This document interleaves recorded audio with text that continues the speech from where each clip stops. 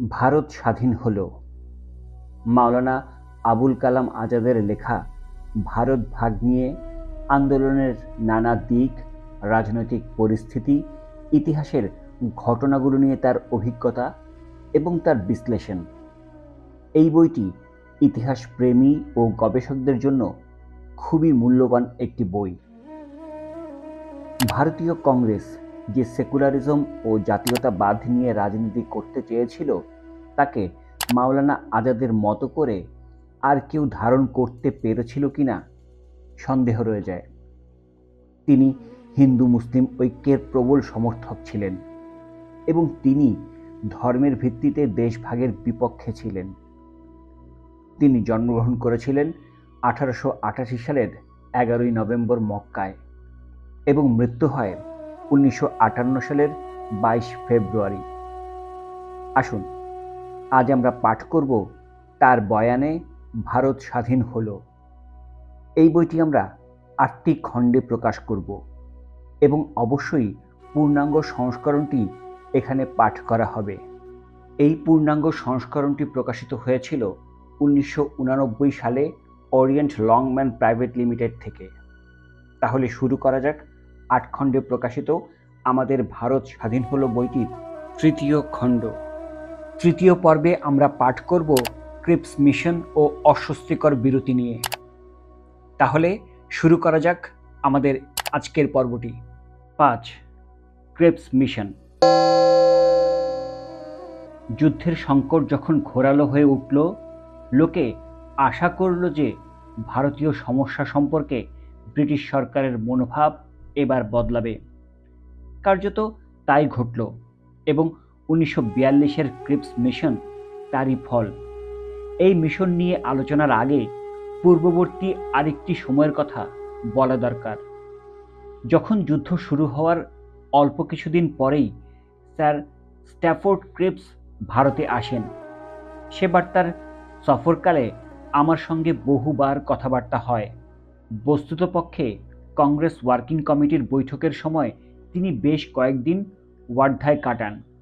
যুদ্ধ প্রচেষ্টায় ভারতের যোগ দেওয়ার প্রশ্ন নিয়ে স্বাভাবিকভাবে প্রায়শই আমাদের মধ্যে কথাবার্তা হয়। এই সফরের সময় স্যার স্ট্যাফোর্ড ক্রিপস একাধিকবার মন্তব্য করেন যে যুদ্ধ সম্পর্কে গান্ধীজির মতামত সর্ববিদিত এবং তাতে ব্রিটিশ সরকারের সঙ্গে বোঝাপড়ায় আসার সম্ভাবনা সুদূর পরাহত। আমার কাছে তিনি জানতে চান যে ব্রিটিশ সরকার যদি ভারতীয় স্বাধীনতার দাবি মেনে নেয়, তাহলে ভারতবাসী যে গান্ধীজির বদলে আমার মতামতই মেনে নেবে এমন কোনো আশ্বাস আমি দিতে পারি কিনা। আমি তাকে বলি যে গান্ধীজিকে আমরা সর্বাধিক শ্রদ্ধার চোখে দেখলেও এবং তার সব কথা অশেষ মনোযোগ দিয়ে শুনলেও এই বিশেষ প্রশ্নে কংগ্রেস এবং দেশের অধিকাংশ লোক যে আমার সঙ্গে আছেন সে বিষয়ে আমি নিঃসন্দেহ। সুতরাং আমি তাকে কথা দিতে পারি যে ভারত যদি স্বাধীন হয়, তাহলে সারা দেশ সর্বান্তকরণে যুদ্ধকে সমর্থন করবে। তিনি আমার কাছে জানতে চাইলেন যে সেক্ষেত্রে ভারত বাধ্যতামূলকভাবে সৈন্যদলে ভর্তির সিদ্ধান্ত মেনে নেবে কিনা। জবাবে আমি বলি যে তেমন সিদ্ধান্তকে আমরা স্বাগত জানাবো এবং দেখব যাতে যুদ্ধ প্রচেষ্টা হয় সর্বাত্মক।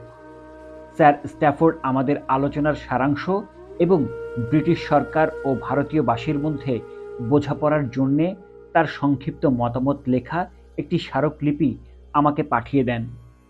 তার কথা ছিল, ব্রিটিশ সরকার তখনই এই মর্মে ঘোষণা করবে যে যুদ্ধ মিটে যাওয়ার সঙ্গে সঙ্গে ভারতকে স্বাধীন বলে ঘোষণা করা হবে। ঘোষণায় এই মর্মে আরও একটি ধারা যুক্ত থাকবে যে ব্রিটিশ কমনওয়েলথের ভেতর থাকা না থাকার বিষয়টি ভারত স্বাধীনভাবে স্থির করতে পারবে। যুদ্ধ সময়ের জন্য এক্সিকিউটিভ কাউন্সিল পুনর্গঠিত হবে এবং তার সদস্যরা মন্ত্রীর পদমর্যাদা পাবে। বড়লাট থাকবেন নিয়মতান্ত্রিক প্রধান হিসেবে।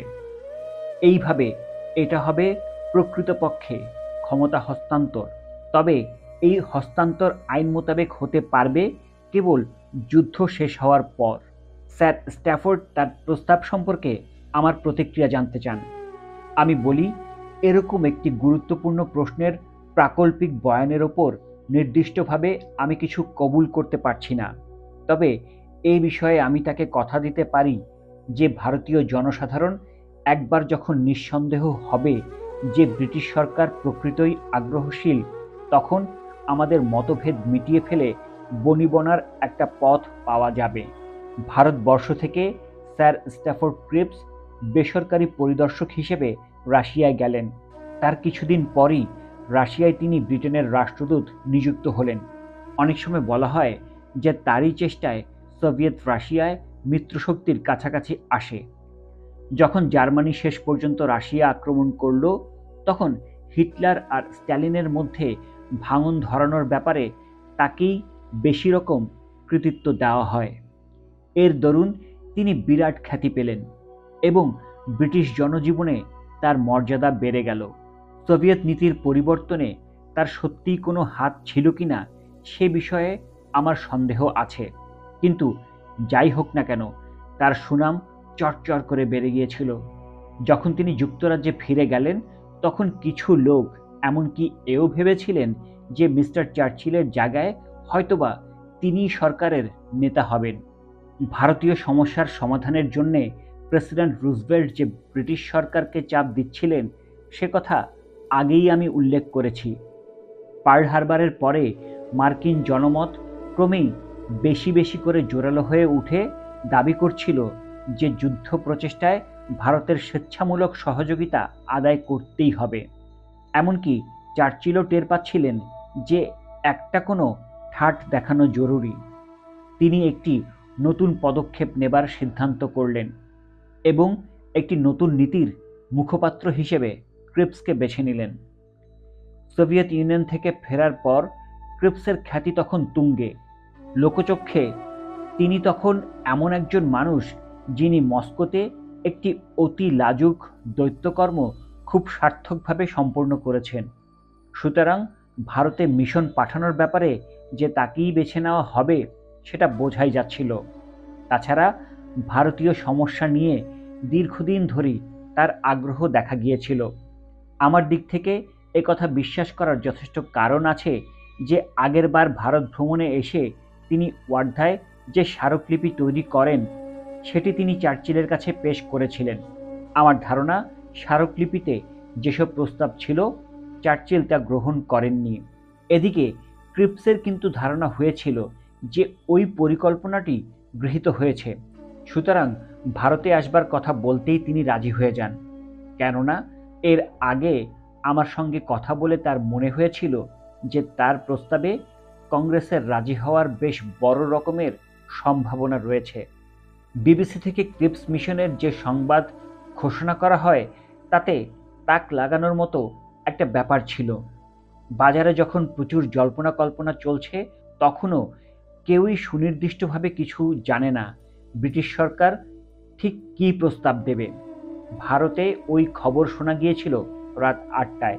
তার ১ ঘন্টার মধ্যে প্রেস থেকে আমার মন্তব্য জানতে চাওয়া হয়।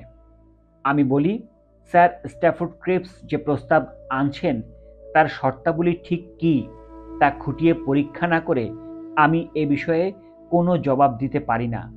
অবশ্য পুরনো বন্ধু হিসেবে আমি তাকে স্বাগত জানাবো এবং তার মতামত যথাসাধ্য গ্রহণ করার চেষ্টা করব। প্রেসের তরফ থেকে প্রবল চাপ সত্ত্বেও এর বেশি কিছু কবুল করতে আমি অস্বীকার করি। আমি যখন ওয়ার্ধায় তখন বড়লাট আমাকে একটি তারবার্তায় জানালেন যে যুদ্ধকালীন মন্ত্রিসভা স্যার স্ট্যাফোর্ড ক্রিপসকে ভারতে একটি বিশেষ দৈত্যকর্মে পাঠানোর সিদ্ধান্ত করেছে। ভারতীয় সমস্যার সমাধান কল্পে তার আনিত প্রস্তাবসমূহ আলোচনার জন্যে আমি যেন দিল্লিতে চলে আসি। আমি সেই আমন্ত্রণ গ্রহণ করে বড়লাটকে সেই মতো জানিয়ে দিলাম। ভারতে আসার আগে স্যার স্ট্যাফোর্ড ক্রিপস বড়লাটকে লিখে পাঠান কংগ্রেস নেতাদের সঙ্গে ছাড়াও তিনি মুসলিম লীগের নেতাদের সঙ্গেও সাক্ষাৎ করতে চান। তাছাড়াও দেশীয় রাজনবর্গ, হিন্দু মহাসভা এবং সিন্ধু সম্প্রদায়ের তদানীন্তন মুখ্যমন্ত্রী খান বাহাদুর আল্লাহ বক্সের সঙ্গেও তিনি দেখা করতে ইচ্ছুক।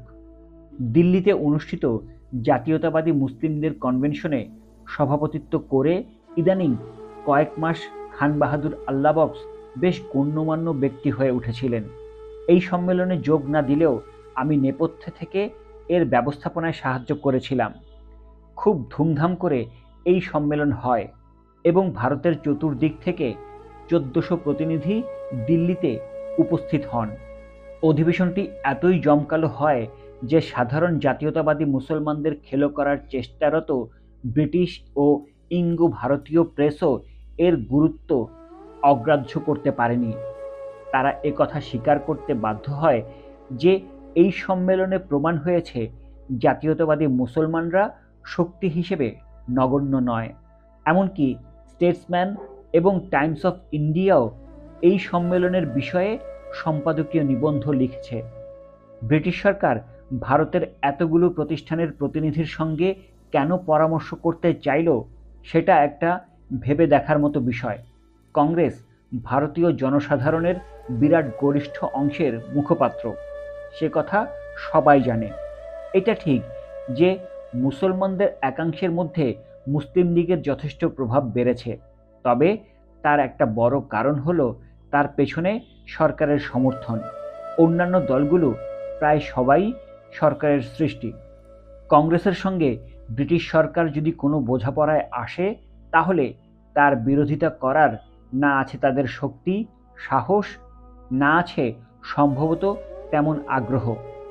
স্যার স্ট্যাফোর্ডের সঙ্গে মোলাকাতের জন্য ওই সব দলকে আমন্ত্রণ জানানোর ছিল একটাই উদ্দেশ্য, যাতে তাদের জুটিয়ে কংগ্রেসের বিরুদ্ধে সম্ভবমতো পাল্লা ভারী করা যায়।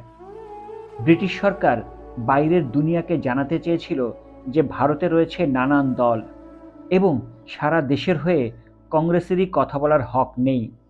ব্রিটিশ হয়তো এও ভেবেছিল এইভাবে তারা কংগ্রেসকে কিছুটা চাপ দিতে পারবে।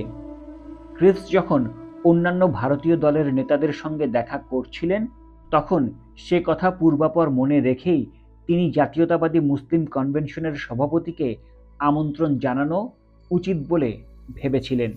স্যার স্ট্যাফোর্ড নয়াদিল্লিতে এসে পৌঁছাবার কিছু পরেই আমি তার সঙ্গে দেখা করি।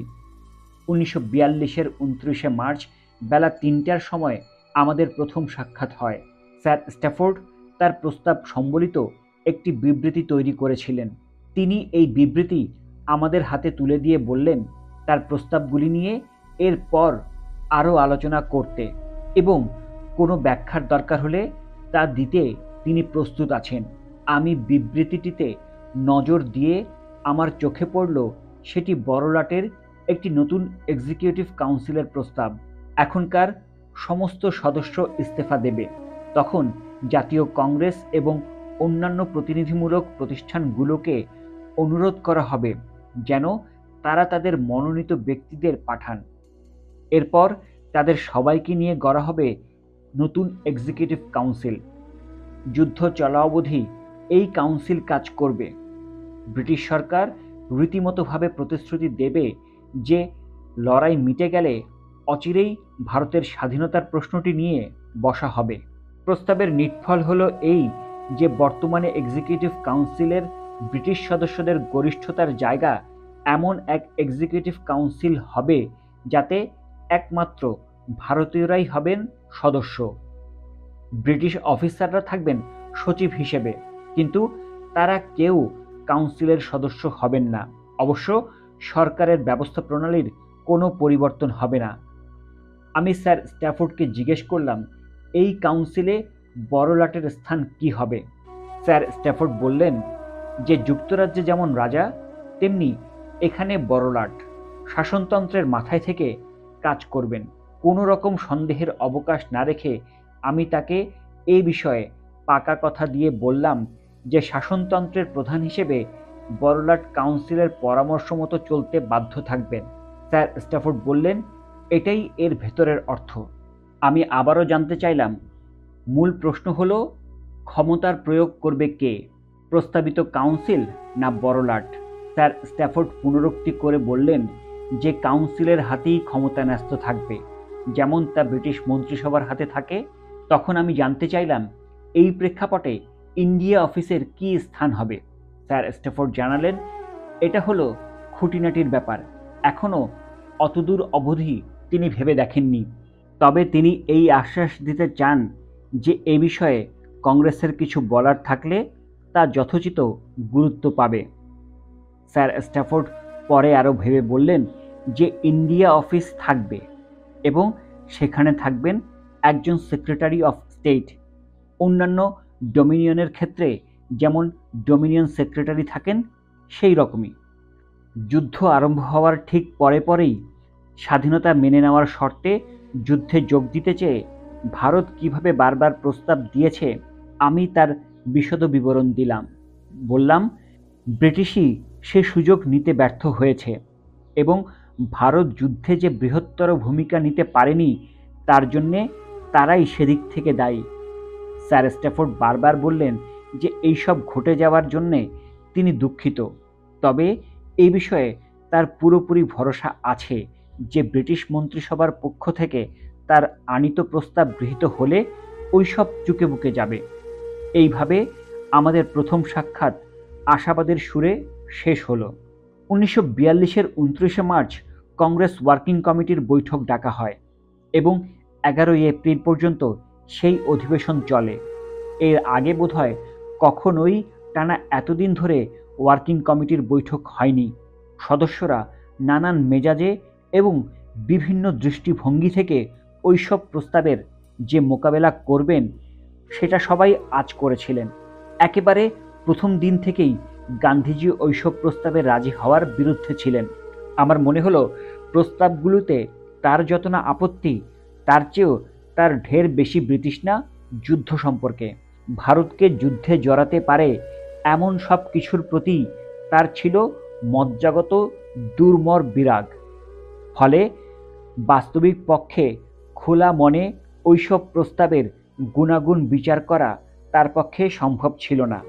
কোনো প্রস্তাবের অর্থ যদি হয় যুদ্ধে ভেড়ানো, তাহলে তা যতই ভারতের অনুকূল হোক সে প্রস্তাব হবে তার প্রকৃতি বিরুদ্ধ।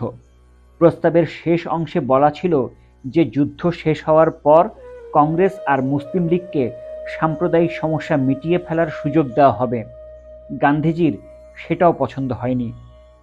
এবারকার মিশনে এসে ক্রিপস প্রারম্ভিক সাক্ষাতেই গান্ধীজিকে পূর্বোল্লিখিত সেই স্মারকলিপিটির কথা মনে করিয়ে দেন। ক্রিপস বলেন যে গান্ধীজি সহ কংগ্রেসের নেতাদের সঙ্গে সলা পরামর্শ করেই স্মারকলিপিটি তৈরি করা হয়েছে। স্মারকলিপিটির মোদ্দা কথা হলো যুদ্ধের মধ্যে এক্সিকিউটিভ কাউন্সিলের সম্পূর্ণ ভারতীয়করণ করা হবে। যুদ্ধ শেষ হয়ে গেলে ভারতকে স্বাধীন বলে ঘোষণা করা হবে। এখন যে প্রস্তাবগুলি তিনি এনেছেন তা আদতে একই। গান্ধীজি বললেন যে স্মারকলিপিটি তার মনে নেই। শেষবার ক্রিপসের সঙ্গে কথাবার্তা বলতে যতটা তার মনে আছে তা হলো নিরামিষ খাওয়া নিয়ে আলোচনা। তার উত্তরে ক্রিপস বলেন যে এটা তার দুর্ভাগ্য যে গান্ধীজি শুধু খাদ্য সংক্রান্ত তার কথাগুলো মনে রেখেছেন, অথচ স্বয়ং গান্ধীজির সঙ্গে পরামর্শক্রমে সযত্নে তৈরি করা তার প্রস্তাবগুলো মনে রাখেননি। গান্ধীজি আর ক্রিপসের মধ্যে যে আলোচনা চলে তাতে দুজনেই নানা রকম হাসি ঠাট্টা করেন, তবে তীব্র বাদানুবাদও হয়, অবশ্য বন্ধুভাব বজায় রেখে। গান্ধীজির মতে প্রস্তাবগুলো আগে থেকে ছকে আনা হয়েছে, আলাপ আলোচনার কোনো অবকাশ রাখা হয়নি। তিনি হাসতে হাসতে ক্রিপসকে এই বলে হুঁশিয়ারি দেন যে আমি তাকে লম্বা দড়ি দিচ্ছি বটে, কিন্তু তিনি যেন সমঝে চলেন। ক্রিপস তার জবাবে বলেন যে তাকে ফাঁসিতে ঝোলানোর মতন আমার কাছে যথেষ্ট লম্বা দড়ি আছে, তা তিনি বিলক্ষণ জানেন। ইউরোপ আর এশিয়ার ঘটনাবলিতে জওহরলাল খুব অশান্তি বোধ করছেন এবং গণতান্ত্রিক দেশগুলোর ভবিষ্যৎ ভেবে তিনি অত্যন্ত বিচলিত। তার সহানুভূতি স্বভাবতই তাদের দিকে এবং যত দূর সম্ভব তিনি তাদের সাহায্য করতে চান। সুতরাং গ্রহণ করার দৃষ্টিতে এই প্রস্তাবলী তিনি বিচার করতে চান। এই সময় ভারতীয় মনোভাব ব্রিটিশের বিরুদ্ধে এত প্রবল যে তিনি তার মনের কথা স্পষ্ট ভাষায় এবং জোর দিয়ে বলতেও পারছেন না। আমি অবশ্য টের পাচ্ছিলাম তিনি কি ভাবছেন, এবং মোটামুটিভাবে তার মতামতের প্রতি আমারও সায় ছিল। কংগ্রেস ওয়ার্কিং কমিটির অন্যান্য সদস্যদের ক্ষেত্রে অধিকাংশেরই যুদ্ধের ব্যাপারে কোনো বাধা ধরা মতামত ছিল না। তারা সকলেই নেতৃত্বের জন্যে ছিলেন গান্ধীজির মুখাপেক্ষী। একমাত্র ব্যতিক্রম ছিলেন শ্রী রাজাগোপালাচারী। তিনি ছিলেন গ্রহণ করার পুরোপুরি সপক্ষে, কিন্তু তার মতামত খুব একটা গুরুত্ব পায়নি। দুঃখের কথা, কংগ্রেসি মহল তাকে নেহায়েতি নরমপন্থীদের থেকে তেমন একটা আলাদা করে দেখত না। এইসব প্রস্তাবের ওপর ওয়ার্কিং কমিটিতে দুদিন ধরে বিতর্ক চলে, কিন্তু সে আলোচনায় কোনো সিদ্ধান্তে আসা যায়নি। তখন আমার মনে হয় স্যার স্ট্যাফোর্ডের কাছ থেকে এই বিষয়ে আরও ব্যাখ্যা এবং কয়েকটি প্রশ্নে আরও বিস্তারিত তথ্য চাওয়া দরকার। মূল প্রশ্নটা ছিল এক্সিকিউটিভ কাউন্সিলের ক্ষমতা সংক্রান্ত। স্যার স্ট্যাফোর্ড প্রস্তাব করেছিলেন যে কাউন্সিল থাকবে, তবে রাজনৈতিক দলগুলির নির্বাচিত ভারতীয় সদস্য নিয়ে তা গঠিত হবে। তিনি আমাকে মৌখিকভাবে আশ্বাস দিয়েছিলেন যে বড়লাট থাকবেন নিয়মতান্ত্রিক প্রধান হিসেবে। ওয়ার্কিং কমিটি চেয়েছিল চুক্তির শর্তের মধ্যে বিষয়টি স্পষ্টভাবে আনা দরকার। সেই অনুযায়ী 1942-এর 1 এপ্রিল আমি আবার গিয়ে ক্রিপসের সঙ্গে দেখা করলাম। স্যার স্ট্যাফোর্ডের সঙ্গে এই সাক্ষাৎকারই হলো চূড়ান্ত। ঘণ্টা 3 ধরে আমাদের আলোচনা চলল। আমি দেখলাম আমাদের আগের সাক্ষাৎকারের পর অবস্থা সম্পূর্ণ অন্যদিকে মোড় নিয়েছে। প্রথমবারের সাক্ষাৎকারের সময় তার যা উত্তর ছিল সে তুলনায় তার এবারের জবাবগুলো সম্পূর্ণ অন্য সুরে বাঁধা। যখন আমি তাকে এক্সিকিউটিভ কাউন্সিলের মর্যাদা সংক্রান্ত প্রশ্ন করলাম, তিনি বললেন তার আশা এমনকি যুদ্ধের মধ্যেও কাউন্সিল মন্ত্রিসভার মতন কাজ করবে। আমি জানতে চাইলাম তার অর্থ এটা কিনা যে কাউন্সিল গরিষ্ঠের ভোটে সমস্ত প্রশ্নের মীমাংসা করবে এবং তার সিদ্ধান্তই হবে চূড়ান্ত। ক্রিপস এ ব্যাপারে ব্যর্থব্যঞ্জক উত্তর দিলেন। তিনি স্পষ্টাস্পষ্টি বললেন না যে বড়লাটের কথাই হবে চূড়ান্ত, তবে যা তিনি বললেন তার সারমর্ম হল কাউন্সিলের সিদ্ধান্ত নেবার সম্পূর্ণ এবং নিরঙ্কুশ স্বাধীনতা থাকবে না। তিনি এইভাবে এটা ব্যাখ্যা করার চেষ্টা করলেন যে যতদিন আইন পরিবর্তন না হচ্ছে ততদিন বড়লাট যে জায়গায় আছেন তার কোনো রদবদল সম্ভব নয়। তিনি বারবার জোর দিয়ে বললেন যে আইনে যাই বলা থাক, কার্যক্ষেত্রে বড়লাটের আচরণ হবে নিয়মতান্ত্রিক প্রধানের মতন। আমি স্যার স্ট্যাফোর্ডকে মনে করিয়ে দিলাম যে প্রথম সাক্ষাতের সময় তিনি এ বিষয়ে ঢের বেশি অস্তিবাচক কথা বলেছিলেন। তিনি যুক্তি দিয়ে আমাকে বোঝাতে চাইছিলেন যে তার অবস্থান মূলত আগে যেখানে ছিল সেখানেই আছে। তখন তিনি যা বলতে চেয়েছিলেন এবং এখন যা বলছেন এই দুয়ের মধ্যে কোনো পার্থক্য নেই। আমি তাকে মনে করিয়ে দিলাম। আমার প্রশ্নোত্তরে আগেরবার তিনি সুস্পষ্টভাবে বলেছিলেন যে এক্সিকিউটিভ কাউন্সিল ঠিক মন্ত্রিসভার মতোই কাজ করবে। সেক্ষেত্রে আজ তিনি বলছেন যে বিধি ব্যবস্থা একই থাকবে, এবং আমাকে তিনি শুধু এই বলে আশ্বস্ত করতে চাইছেন যে তিনি আশা করেন কাউন্সিল মন্ত্রিসভার মতোই কাজ করবে। প্রথম সাক্ষাৎকারের পর আমি কিন্তু অন্যরকম ধারণা নিয়ে ফিরেছিলাম। ইন্ডিয়া অফিস এবং ভারত বিষয়ক সেক্রেটারি অফ স্টেট প্রসঙ্গে আমাদের যে কথা হয়েছিল সেটাও তাকে মনে করিয়ে দিলাম। তখন তিনি বলেছিলেন যে ভারত বিষয়ক সেক্রেটারি অফ স্টেট কমনওয়েলথ সেক্রেটারির মতোই কাজ করবে, কিন্তু এখন তিনি বলছেন যে ইন্ডিয়া বা ভারত বিষয়ক সেক্রেটারি অফ স্টেটের মর্যাদায় বদল আনতে হলে পরিষদীয় আইনের দরকার।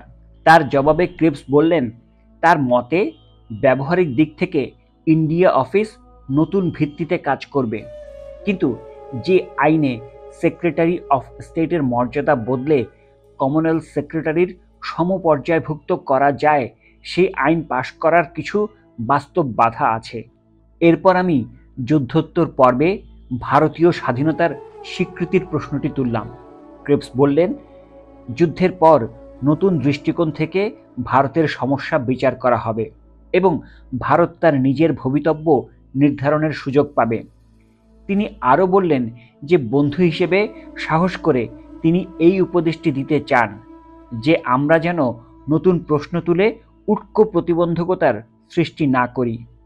ভারতের উচিত প্রস্তাবগুলো আপাত দৃষ্টিতেই গ্রহণ করা এবং এগিয়ে যাওয়া।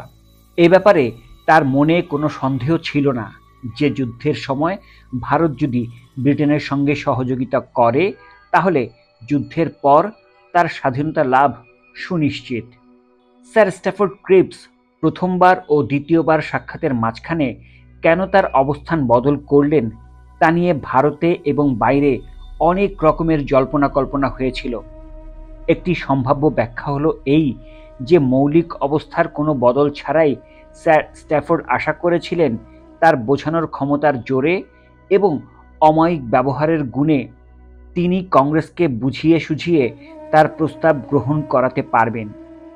সেই কারণেই গোড়ায় তিনি তার আশ্বাসের মধ্যে কোনো দ্বিধার ভাব রাখেননি, যাতে প্রথম চোটেই তার সম্পর্কে অনুকূল ভাবের উদয় হয়। এরপর যখন প্রস্তাবলী খুঁটিয়ে পরীক্ষা করা হলো এবং তাকে জেরার মুখে পড়তে হলো, তখন তিনি মনে করলেন যে তাকে সমঝে চলতে হবে এবং আশা জাগানো থেকে বিরত থাকতে হবে, কেননা সে আশা পূরণ করার অবস্থায় তিনি নেই। অন্য একটি ব্যাখ্যা হলো এই অন্তর্বর্তীকালের মধ্যে ভারত সরকারের অভ্যন্তরীণ চক্রটি তাকে প্রভাবিত করতে শুরু করে। বড়লাট আর তার সাঙ্গপাঙ্গরা অষ্টপ্রহর তাকে ঘিরে রেখে দেয়। তাতে বোধহয় অনিবার্যভাবেই তাদের দৃষ্টিভঙ্গি অন্তত আংশিকভাবে তার মতামতের ওপর ছাপ ফেলে। তৃতীয় আরেক ব্যাখ্যা হলো মাঝখানের ওই সময়টাতে দিল্লি আর লন্ডনের মধ্যে বার্তার আদান প্রদান হয় এবং ব্রিটেনের যুদ্ধকালীন মন্ত্রিসভা তাকে যেসব আনকোরা নির্দেশ পাঠায় তাতে তিনি মনে করতে থাকেন যে বেশি এগোলে তার কাছায় টান পড়তে পারে। কোন ব্যাখ্যাটি যে সঠিক তা নিশ্চয়ই বলা মুশকিল। এমনও হতে পারে যে এই সব কিছু যোগ ফলেই পরিস্থিতির বদল ঘটেছিল। আদতে ক্রিপস ছিলেন একজন অ্যাডভোকেট এবং সেই হিসেবে বাস্তবে যা নয় তাকেও রংচং করে দেখানোর একটা প্রবণতা তার মধ্যে ছিল। সবকিছু নিজস্ব দৃষ্টিকোণ থেকে দেখা এবং প্রতিপক্ষকে প্রভাবিত করার জন্যে যথাসম্ভব তা সহায়ক করে দেখানো, এই ঝোঁকও তার ছিল। পরে আমরা যখন তাকে চেপে ধরলাম তখন তিনি পিছু হটতে বাধ্য হন। পরে আমি শুনেছি মস্কোতেও কখনো কখনো তিনি একইভাবে তার প্রতি নির্দেশের সীমা লঙ্ঘন করেছেন। তার প্রতি সুবিচার করে এর আরও একটি ব্যাখ্যা সম্ভব, যাতে ইংরেজ হওয়ায় লিখিত চুক্তির চেয়ে প্রয়োগ আর প্রথার উপর বেশি রকম জোর দেওয়ার দিকে তার প্রবণতা ছিল। এমনও হতে পারে তিনি আন্তরিকভাবে বিশ্বাস করতেন যে তার প্রস্তাবলী একবার গৃহীত হলে তার প্রথম সাক্ষাৎকারে তারই নির্দেশিত পন্থায় চলিত প্রথাসমূহ দেখা দেবে। তবে এ সম্পর্কে স্বভাবতই তিনি নিয়মমাফিক কোনো কথা দিতে পারেননি। কাজেই আমরা যখন নিয়মমাফিক আশ্বাস চাইলাম তখন তাকে আগের অবস্থান থেকে পিছিয়ে যেতে হলো। সুতরাং স্যার স্ট্যাফোর্ড ক্রিপসের সঙ্গে আমার দ্বিতীয় সাক্ষাৎকারের ফলাফল বিবেচনার জন্যে 2রা এপ্রিল সকালে আবার যখন ওয়ার্কিং কমিটির মিটিং বসলো তখন আমাকে সম্পূর্ণ নতুন একটি চিত্র পেশ করতে হলো। অবস্থা এইভাবে সংক্ষেপে আমি দাঁড় করানোর চেষ্টা করলাম। 1. এখন আমি স্পষ্ট দেখতে পাচ্ছি যে যুদ্ধের মধ্যে ভারতকে স্বাধীনতা দিতে ব্রিটিশ মন্ত্রিসভা প্রস্তুত নয়। ব্রিটিশ মনে করছে এটা করলে বিপদের ঝুঁকি আছে এবং সেই ঝুঁকি নিতে তারা প্রস্তুত নয়। 2. যুদ্ধের পরিস্থিতিতে এবং বিশেষ করে আমেরিকার চাপে ব্রিটিশ আগে যেখানে ছিল সেখান থেকে সামান্য সরে এসেছে। এমনকি চার্চিল সরকারও এমন মনে করছে যে স্বেচ্ছামূলক ভিত্তিতে যুদ্ধে সহযোগিতা করার জন্যে ভারতকে একটা সুযোগ দিতেই হবে। সেই কারণেই তারা বিশুদ্ধ ভারতীয় এক্সিকিউটিভ কাউন্সিল তৈরি করতে এবং তাকে যতদূর সম্ভব ক্ষমতা দিতে প্রস্তুত। আইনত অবশ্য এই কাউন্সিল কেবল কাউন্সিল হিসেবেই থাকবে, মন্ত্রিসভা হিসেবে নয়। 3. এটা সম্ভব যে বাস্তব কাজের ক্ষেত্রে বড়লাট উদার দৃষ্টিভঙ্গি গ্রহণ করবেন এবং সাধারণভাবে কাউন্সিলের সিদ্ধান্ত মেনে নেবেন। তবে কাউন্সিল থাকবে তার অধীনস্থ হয়ে এবং চূড়ান্ত দায়িত্ব তারই ওপরে বর্তাবে, কাউন্সিলের ওপর নয়। 4. ওয়ার্কিং কমিটি মৌলিক যে প্রশ্ন তুলেছিল এ থেকে তার উত্তর বেরিয়ে আসছে যে চূড়ান্ত সিদ্ধান্ত নেওয়ার অধিকারী হবেন বড়লাট। 5. ভবিষ্যতের ব্যাপারে এটা সম্ভব যে ক্রিপসের কথা অনুযায়ী ব্রিটিশ সরকার নতুন দৃষ্টিভঙ্গিতে ভারতীয় সমস্যার বিচার করবে, তবে নিশ্চয় করে কথা বলা যাচ্ছে না যে লড়াই মিটে গেলে ভারত স্বাধীন হবে। 6. এক্ষেত্রে অবশ্য জোরালো সম্ভাবনা রয়েছে যে মিস্টার চার্চিলের নেতৃত্বের রক্ষণশীল সরকারের বদলে যুদ্ধের পর একটি নতুন সরকার আসবে। এটা সম্ভব যে তেমন একটি সরকার ভারতীয় প্রশ্নটিকে আরও বেশি সহৃদয়তা আর সহমর্মিতার সঙ্গে বিবেচনা করবে, তবে বুঝতে অসুবিধা নেই যে তেমন একটি অনিশ্চিত সম্ভাবনা এসব প্রস্তাবের অন্তর্ভুক্ত হতে পারে না। 7.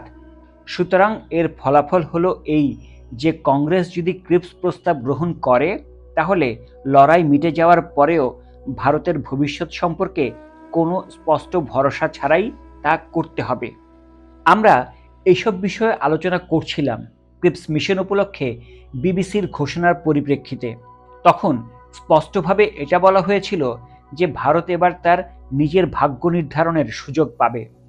প্রথমবার সাক্ষাতের সময় ক্রিপসও এই সুরে কথা বলেছিলেন, কিন্তু তারপর আলাপ আলোচনা যত এগোতে লাগলো ততই আগেকার ভরসা আর আশাবাদের মেজাজে ক্রমশ ভাটা পড়তে লাগলো। মনোভাবে আর আবহাওয়ায় পরিবর্তন ঘটার আরও নানা কারণ ছিল। আমি আগেই বলেছি স্যার স্ট্যাফোর্ড ভারতে আসার আগে বড়লাটকে বলেছিলেন বেশ কিছু রাজনৈতিক নেতাকে আমন্ত্রণ জানাতে। তার মধ্যে একজন ছিলেন প্রয়াত মিস্টার আল্লাবক্স। ভারতে আসার পর দেখা গেল ক্রিপস তার মত বদলেছেন। এর পেছনে ছিল বোধহয় বড়লাটের বাড়ির প্রভাব। বড়লাটের আমন্ত্রণে আল্লাবক্স দিল্লিতে আসেন। স্যার স্ট্যাফোর্ডের সঙ্গে দেখা করবেন বলে তিনি অপেক্ষা করছিলেন, কিন্তু সাক্ষাতের দিন ধার্য হচ্ছিল না। এর ফলে একটা বিশ্রী অবস্থার সৃষ্টি হয়। আমি ক্রিপসের সঙ্গে কথা বলি এবং তিনি জানান শিগগিরই আল্লাবক্সকে তিনি আমন্ত্রণ জানাবেন। এই প্রতিশ্রুতি সত্ত্বেও তার কাছে সত্যি করে কোনো আমন্ত্রণপত্র পাঠানো হলো না। শেষকালে আল্লাবক্স তিতিবিরক্ত হয়ে বললেন তিনি আর দিল্লিতে অপেক্ষা করে বসে থাকবেন না। এসব কথা শোনার পর আমি স্যার স্ট্যাফোর্ডকে বেশ কড়া ভাষায় জানিয়ে দিলাম যে এতে শুধু আল্লাবক্সকে নয়, যাদের তিনি প্রতিনিধিত্ব করেন সেই বৃহৎ সংখ্যক মুসলমানদেরও অপমান করা হচ্ছে। যদি এ বিষয়ে ক্রিপসের কোনো কুণ্ঠা থাকতো তাহলে আল্লাবক্সকে আদৌ আমন্ত্রণ না করাই তার উচিত ছিল, কিন্তু যখন একবার আমন্ত্রণ করা হয়ে গেছে তখন তার উচিত তার সঙ্গে যথারীতি দেখা করা। আমার মধ্যস্থতার ফলে পরদিনই স্যার স্ট্যাফোর্ড আর আল্লাবক্সের সাক্ষাৎকার হয়। এই সাক্ষাৎকার হয় মাত্র 1 ঘন্টার জন্যে এবং শুধু মামুলি বিষয়ে আলোচনা সীমাবদ্ধ থাকে। ক্রিপস সমস্যার গোড়ায় যাননি। ঘটনাটি আমার কাছে খারাপ লাগে। আমার মনে হয় যে কঠিন রাজনৈতিক প্রশ্নের ক্ষেত্রে এ ধরনের আচরণ অনুচিত। আমার মতে ক্রিপসের ব্যবহার ঠিক রাষ্ট্রনীতিজ্ঞের মতো হয়নি। ভারত সরকারের সঙ্গে পরামর্শ না করে আমন্ত্রণগুলি পাঠানো তার উচিত হয়নি। যদি অসুবিধে থেকেও থাকতো তার উচিত ছিল সোজাসুজিভাবে আল্লাবক্সকে জানানো। তাকে দিল্লিতে বসিয়ে রাখা ঠিক হয়নি। আরও একটি ঘটনা আমার ভালো লাগেনি। যুদ্ধকালীন মন্ত্রিসভায় প্রস্তাবাবলী সংবাদপত্রে বার হওয়ার সঙ্গে সঙ্গে ভারতীয় কাগজগুলিতে তা বিস্তর সমালোচনা হয়। সাধারণভাবে যেসব কাগজে কংগ্রেসের দৃষ্টিভঙ্গি প্রতিফলিত হয় সেই সব কাগজই সবচেয়ে বেশি সমালোচনা মুখর ছিল। তার মধ্যে দিল্লির হিন্দুস্তান টাইমস সবচেয়ে খোলাখুলিভাবে মত প্রকাশ করেছিল। কংগ্রেস ওয়ার্কিং কমিটির বৈঠক যখন চলছে সেই অবস্থাতে ক্রিপস একটি চিঠি পাঠিয়ে আমাকে জানান যে যদিও হিন্দু সংবাদপত্রগুলি প্রস্তাবটি স্বাগত জানায়নি, তার আশা যে আমি বৃহত্তর দৃষ্টিভঙ্গি থেকে প্রস্তাবটি বিবেচনা করব। হিন্দু সংবাদপত্র সম্বন্ধে তার এই উল্লেখ আমার খুব বিসদৃশ্য ঠেকেছে। আমার এও মনে হয়েছিল যে আমি মুসলমান বলেই বোধহয় তিনি হিন্দু সংবাদপত্রের ব্যাপারটাতে জোর দিচ্ছেন। সংবাদপত্রের মন্তব্য তার অপছন্দ হয়ে থাকলে তিনি স্বচ্ছন্দে ভারতীয় সংবাদপত্র বা তার একাংশ সম্পর্কে উল্লেখ করতে পারতেন।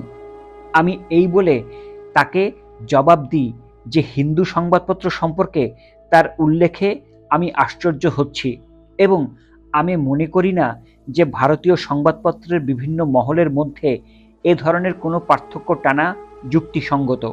আমি তাকে ভরসা দিই যে কংগ্রেস ওয়ার্কিং কমিটি একমাত্র ভারতীয় দৃষ্টিভঙ্গি থেকে প্রস্তাবগুলো বিবেচনা করবে এবং কোনো সিদ্ধান্ত নেবার আগে সব মহলের মতামত খতিয়ে দেখবে।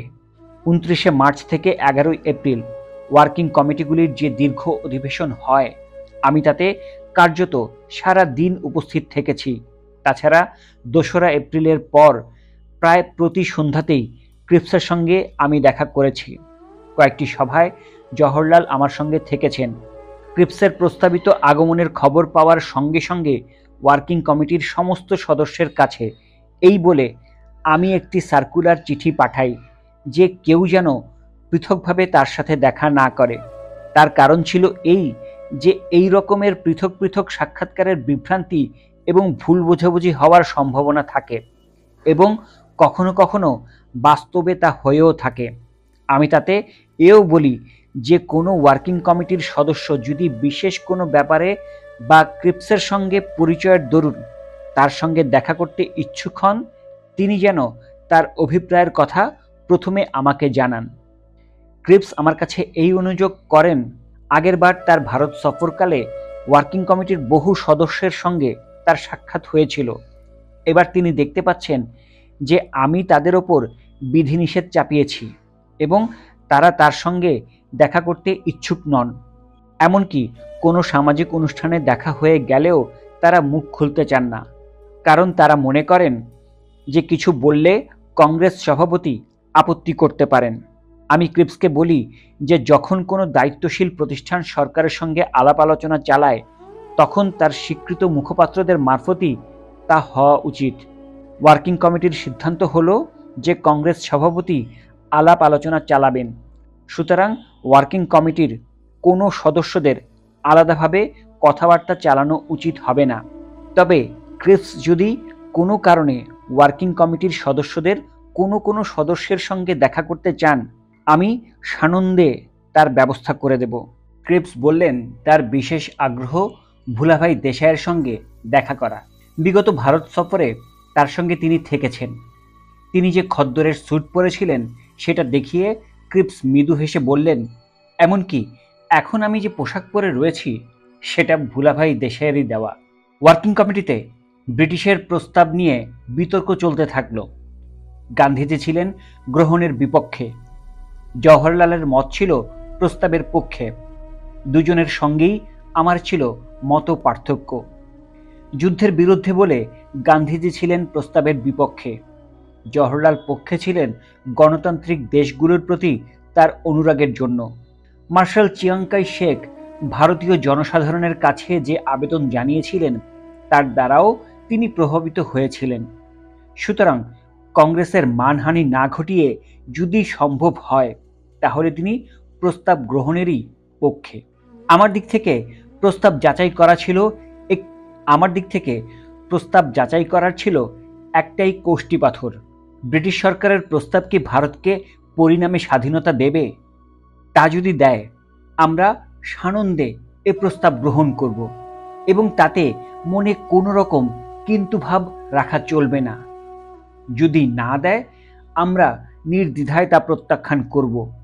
আমার কাছে এই প্রশ্ন বিচারের একমাত্র মাপকাঠি হলো ভারতীয় স্বাধীনতা। কাজেই আগাগোড়া আলোচনায় আমার চেষ্টা হলো ক্রিপসের প্রস্তাবকে সেই আকার দেওয়া যাতে কাউন্সিল কার্যত মন্ত্রিসভা এবং বড়লাট নিয়মতান্ত্রিক প্রধান হিসেবে কাজ করতে পারে। এমন একটা চলতি প্রথার গড়ে ওঠার আমরা আশ্বাস পাই। এই একটি বিষয়ে আমরা চাইব না আইন মাফিক ক্ষমতা হস্তান্তরের জন্য জোরাজুরি করতে। দীর্ঘ 2 সপ্তাহ ধরে আলাপ আলোচনা চলেছিল, একথা আগেই বলেছি। দিনের বেলায় ওয়ার্কিং কমিটির সভা হয়েছে, সন্ধেবেলায় আমি ক্রিপসের সঙ্গে দেখা করেছি এবং পরের দিন সকালে ওয়ার্কিং কমিটিতে সে ব্যাপারে বিবরণ পেশ করেছি। ওয়ার্কিং কমিটির বৈঠক চলাকালে ক্রিপস বড়লাটের সঙ্গে আলোচনা চালিয়েছেন। পরে এও জেনেছি যে ওই সময়ে ক্রিপস 3 বার চার্চিলের সঙ্গে পরামর্শ করেছেন। যুদ্ধকালীন মন্ত্রিসভার অন্যান্য সদস্যদের সঙ্গেও হয়তো তিনি আলোচনা করে থাকবেন। ক্রিপস এই সময়ে পই পই করে বলেছেন যে যুদ্ধের মধ্যে যুদ্ধ চালানোই হবে মোক্ষম বিষয়। যুদ্ধ তখন এমন একটা স্তরে পৌঁছেছে যেখানে কেবল ভৌগোলিক বিচার বিবেচনাই ভারতের ঘাড়ে ভারী বোঝা চাপিয়ে দিয়েছে। সেক্ষেত্রে এক্সিকিউটিভ কাউন্সিলের এ বিষয়ে কথা বলার অধিকার থাকা উচিত এবং এমনকি ব্রিটেনের যুদ্ধকালীন মন্ত্রিসভাকেও ভারতীয় এক্সিকিউটিভ কাউন্সিলের ওপর নির্ভর করতে হবে।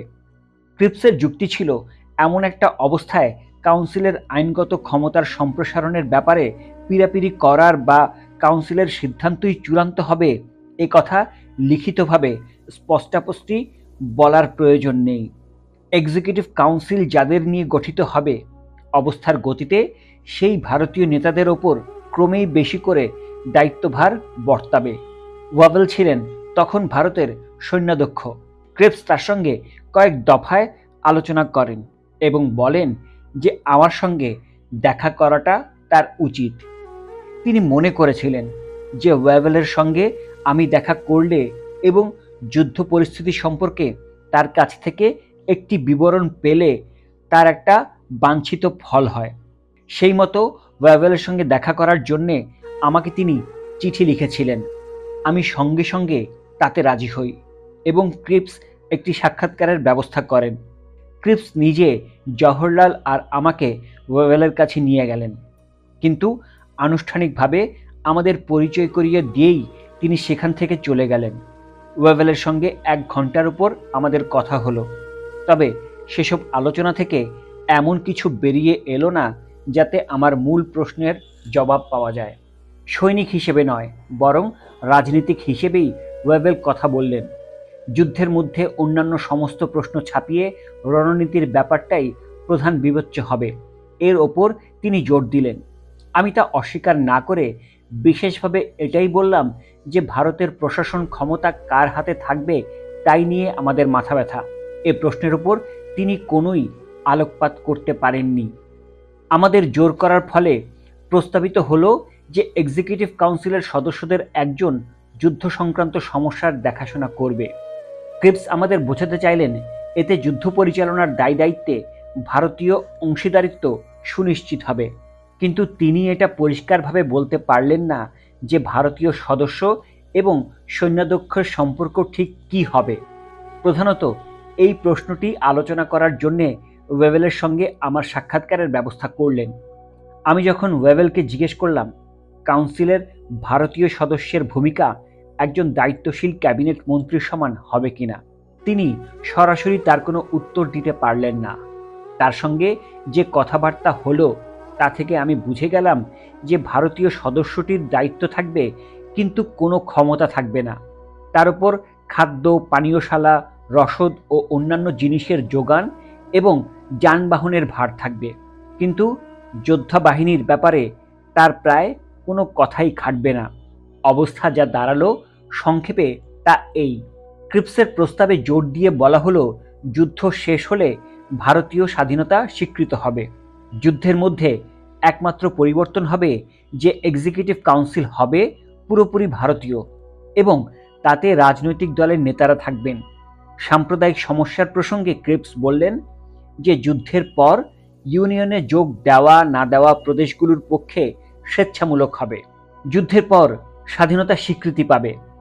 ক্রিপসের এই মূলনীতিতে আমি আপত্তি করিনি, তবে এটা আমার মনে হয়েছে যে যুদ্ধের মধ্যে কাউন্সিলকে প্রকৃতপক্ষে যদি ক্ষমতা ও দায়িত্ব না দেওয়া হয় তাহলে পরিবর্তন অর্থবহ হবে না।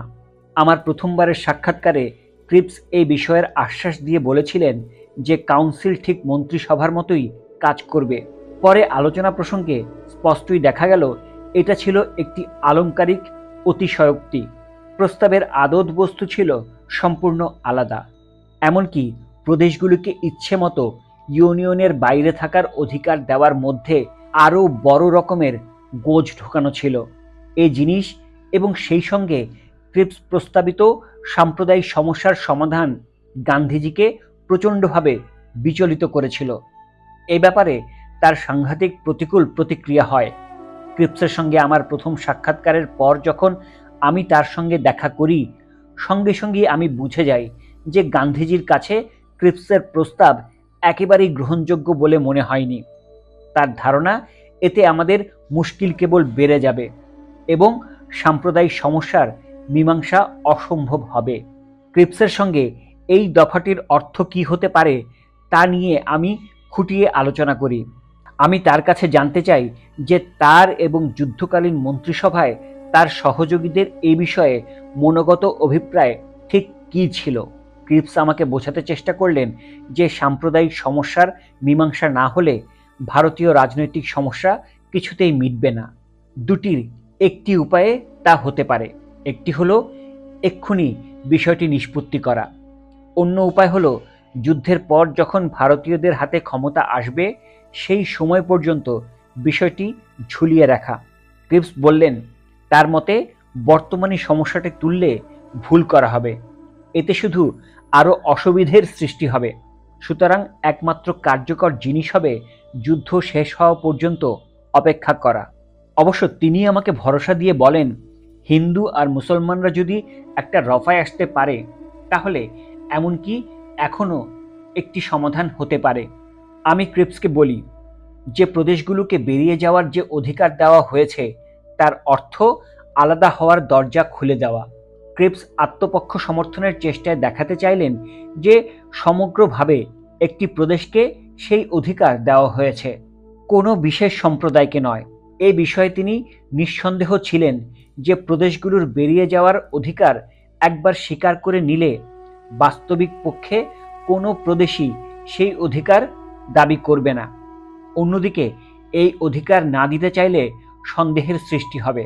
প্রদেশগুলি যখন এটা অনুভব করবে যে তারা সম্পূর্ণ স্বাধীনভাবে ইচ্ছে মতো সিদ্ধান্ত নিতে পারছে, একমাত্র তখনই তারা বাস্তব দৃষ্টিতে সমস্যাটির বিচার করতে পারবে। একদিন সকালে এই বিষয়ে আমাদের আলোচনা শেষ হওয়ার পর সন্ধ্যাবেলায় ক্রিপস আমাকে টেলিফোন করে বললেন যে স্যার সিকান্দার হায়াত খান পরদিন তার সঙ্গে দেখা করতে আসছেন। ক্রিপস আশা প্রকাশ করলেন যে সাম্প্রদায়িক সমস্যার সমাধানে স্যার সিকান্দার সহায়ক হবেন। পাঞ্জাব বৃহত্তম মুসলিম সংখ্যাগরিষ্ঠ প্রদেশ এবং পাঞ্জাব যদি ভারতে থাকার সিদ্ধান্ত নেয় তাহলে অন্যান্য মুসলিম সংখ্যাগরিষ্ঠ প্রদেশগুলিও তাকে অনুসরণ করবে। আমি তাকে বললাম যে স্যার সিকান্দার সমস্যার সমাধান করতে পারবেন কিনা এ বিষয়ে আমার সন্দেহ আছে, তবে তিনি যখন দিল্লি আসছেন আমি সানন্দে তার সঙ্গে দেখা করব। স্যার সিকান্দার পরদিন দিল্লি এলেন এবং ক্রিপসের সঙ্গে সাক্ষাৎকার সেরে আমার সঙ্গে দেখা করলেন। সাম্প্রদায়িক সমস্যার সমাধানে ক্রিপসের প্রস্তাবই সর্বোত্তম, এই ছিল তার মত। এ বিষয়ে তিনি নিঃসন্দেহ ছিলেন। পাঞ্জাব আইনসভায় যদি এই বিষয়ে ভোট নেওয়া হয় তাহলে সাম্প্রদায়িক দিক থেকে নয়, জাতীয় দিক থেকে সে সিদ্ধান্ত নেবে। আমি মানলাম যে যদি এখন ভোট নেওয়া হয় তাহলে তার ভবিষ্যৎবাণী সম্ভবত ঠিক হবে, কিন্তু যুদ্ধ শেষ হওয়ার পর কি হবে তা আমাদের দুজনের কেউই বলতে পারবো না। আমি তাকে বললাম তখন তার প্রভাব যে এখনকার মতোই থাকবে এটা আমি মেনে নিতে পারছি না। ভারতের দেশীয় রাজ্যগুলোর ব্যাপারে ক্রিপসের প্রস্তাব এই সব রাজ্যের প্রতিনিধিদের ভবিষ্যৎ নির্ধারণে পূর্ণ স্বাধীনতা দিয়েছে, তাতে প্রদেশগুলির মতোই বেরিয়ে যাওয়ার ক্ষমতা রয়েছে। ক্রিপসের অনুকূলে একথা আমাকে বলতেই হবে যে দেশীয় রাজ্যের প্রতিনিধিদের সঙ্গে আলোচনায় তিনি পরিষ্কার স্পষ্টাস্পষ্টি কথা বলেছিলেন। কাশ্মীরের মহারাজাকে তিনি বলেছিলেন যে দেশীয় রাজ্যগুলির ভবিষ্যৎ ভারতের সঙ্গে ওতপ্রোতভাবে জড়িত। কোনো দেশীয় রাজা মুহূর্তের জন্যও যেন না ভাবে যে তিনি বেরিয়ে যাওয়ার সিদ্ধান্ত নিলে ব্রিটিশ রাজ এসে তাকে সাহায্য করবে। সুতরাং দেশীয় রাজন্যদের উচিত তাদের ভবিষ্যতের জন্যে ব্রিটিশ রাজের বদলে ভারতীয় সরকারের মুখাপেক্ষী হওয়া। আমার মনে আছে ক্রিপসের সঙ্গে সাক্ষাৎকারের পর দেশীয় রাজ্যের অধিকাংশ প্রতিনিধি মুখ কিরকম কালো হয়ে গিয়েছিল। ক্রিপসের আনিত প্রস্তাবগুলির ওপর ওয়ার্কিং কমিটি ইতিমধ্যেই একটি প্রস্তাব অনুমোদন করেছিল। প্রস্তাবটি 2রা এপ্রিল তার কাছে পাঠানো হলেও আলাপ আলোচনা শেষ পর্যন্ত ভেঙে না যাওয়া পর্যন্ত তার সংবাদপত্রের কাছে প্রকাশার্থে দেওয়া হয়নি। ভারতকে ক্ষমতা হস্তান্তরের সাধারণ প্রশ্ন ছাড়াও প্রধান অসুবিধে দেখা দিয়েছিল সৈন্যাধ্যক্ষ এবং প্রতিরক্ষার ভারপ্রাপ্ত এক্সিকিউটিভ কাউন্সিলের ভারতীয় সদস্যের ক্ষমতা নির্ধারণের প্রশ্নে। ক্রিপসের অভিমত ছিল যে ভারতীয় সদস্যের ওপর থাকবে কেবল জনসংযোগ, সৈন্যদল ভেঙে দেওয়া, যুদ্ধোত্তর পুনর্গঠন এবং প্রতিরক্ষা বাহিনীর সদস্যদের সুখ স্বাচ্ছন্দ্য দেখার ভার। কংগ্রেস মনে করেছিল যে এই কার্যক্ষমতাগুলি একেবারেই অকিঞ্চিতকর এবং পাল্টা প্রস্তাব করা হয়েছিল যুদ্ধ পরিচালনার্থে সৈন্যাধ্যক্ষ যা করার দরকার সেগুলো বাদ দিয়ে বাকি সমস্ত দায়িত্বের ভার পাবেন প্রতিরক্ষা মন্ত্রী। ক্রিপস কিছু পাল্টা প্রস্তাব দেন, কিন্তু সমস্ত গুরুত্বপূর্ণ কাজকর্ম তিনি সৈন্যাধ্যক্ষের মুঠোয় রাখতে চাওয়ায় তার সেসব প্রস্তাব অসন্তোষজনক বলে প্রতিপন্ন হয়। 9 এপ্রিলের পরন্ত বেলায় ক্রিপসের সঙ্গে আবার আমার সাক্ষাৎকার হয় এবং 10 তারিখ সকালে ওয়ার্কিং কমিটির কাছে আমার কথাবার্তার ফলাফলের বিবরণ দিই। আমরা পরিতাপের সঙ্গে এই সিদ্ধান্তে আসি যে ব্রিটিশ সরকারের প্রস্তাবলীর বর্তমান আকারে গ্রহণযোগ্য নয়। সেই মতো 1942-এর 10 এপ্রিল স্যার স্ট্যাফোর্ডকে আমি লিখে জানাই যে খসড়া ঘোষণায় ভারতীয় সমস্যা সম্পর্কে যে দৃষ্টিভঙ্গি আছে তা ভ্রান্ত তো বটেই, তাছাড়া এর ফলে ভবিষ্যতে আরও জটিলতা সৃষ্টি করবে। 11 এপ্রিল তিনি তার জবাব দেন, তাতে বোঝানোর চেষ্টা করেন যে তার প্রস্তাবগুলিতে রয়েছে ভারতীয় সমস্যার সবচেয়ে ভালো সম্ভবপর সমাধান এবং সমানে বলেন যে কোনো পর্যায়ে তিনি তার অবস্থান বদলাননি। প্রকৃতপক্ষে উল্টে তিনি কংগ্রেসের ঘাড়ে দোষ চাপাবার চেষ্টা করেন এবং তার উত্তর কাগজে ছেপে দিতে চান। সেই দিনই আমি তার বক্তব্যে খেদ জানিয়ে একটি উত্তর দিই। তাতে বলি যে চিঠির উত্তর প্রত্যুত্তর পড়ে যে কোনো নিরপেক্ষ পাঠক বুঝতে পারবে যে তিনি যে কাজ নিয়ে এসেছিলেন তার ব্যর্থতার জন্য তিনিই দায়ী, কংগ্রেস নয়। আমার 2টো চিঠির মোদ্দা কথা নিচে দেওয়া হলো, তবে কৌতূহলী পাঠকেরা পরিশিষ্ট 3-এ পুরো চিঠিপত্র পড়ে নিতে পারবেন। 1942-এর 10 ও 11 এপ্রিল 2টি চিঠিতে স্যার স্ট্যাফোর্ডকে আমি যা লিখেছিলাম সংক্ষেপে তা এই: এমন যদি হয়, অনেক দেরিতে হলেও ব্রিটিশ সরকার সত্যি ভারতীয়দের মধ্যে নতুন উদ্দীপনা জাগাতে চেয়েছে এবং সেই চেষ্টায় স্যার স্ট্যাফোর্ডের মতো মর্যাদাসম্পন্ন ব্যক্তিকে দায়িত্ব দিয়ে পাঠিয়েছে, তাহলে ব্রিটিশ ক্ষমতা ত্যাগ করতে রাজি আছে এই মর্মে একটি ঘোষণা তার মারফত পাঠিয়ে দিলেই কাজটা সবচেয়ে সহজ হয়ে যেত। তা না করে ব্রিটিশ সরকার তৈরি করে পাঠালো নির্দিষ্ট সব প্রস্তাব এবং একবার সেটা কার্যকর হলে ভারতীয় দলগুলির স্বতন্ত্রভাবে মতের মিল আনার কাজটি আরও দুরূহ হয়ে উঠত। আমি স্যার স্ট্যাফোর্ডকে আরও বলেছিলাম যে খসড়া ঘোষণায় অব্যবহৃত বর্তমানের চেয়ে অনেক বেশি জোর দেওয়া হয়েছে ভবিষ্যতের দিকে, অথচ ভারত চায় বর্তমান ব্যবস্থার বদল।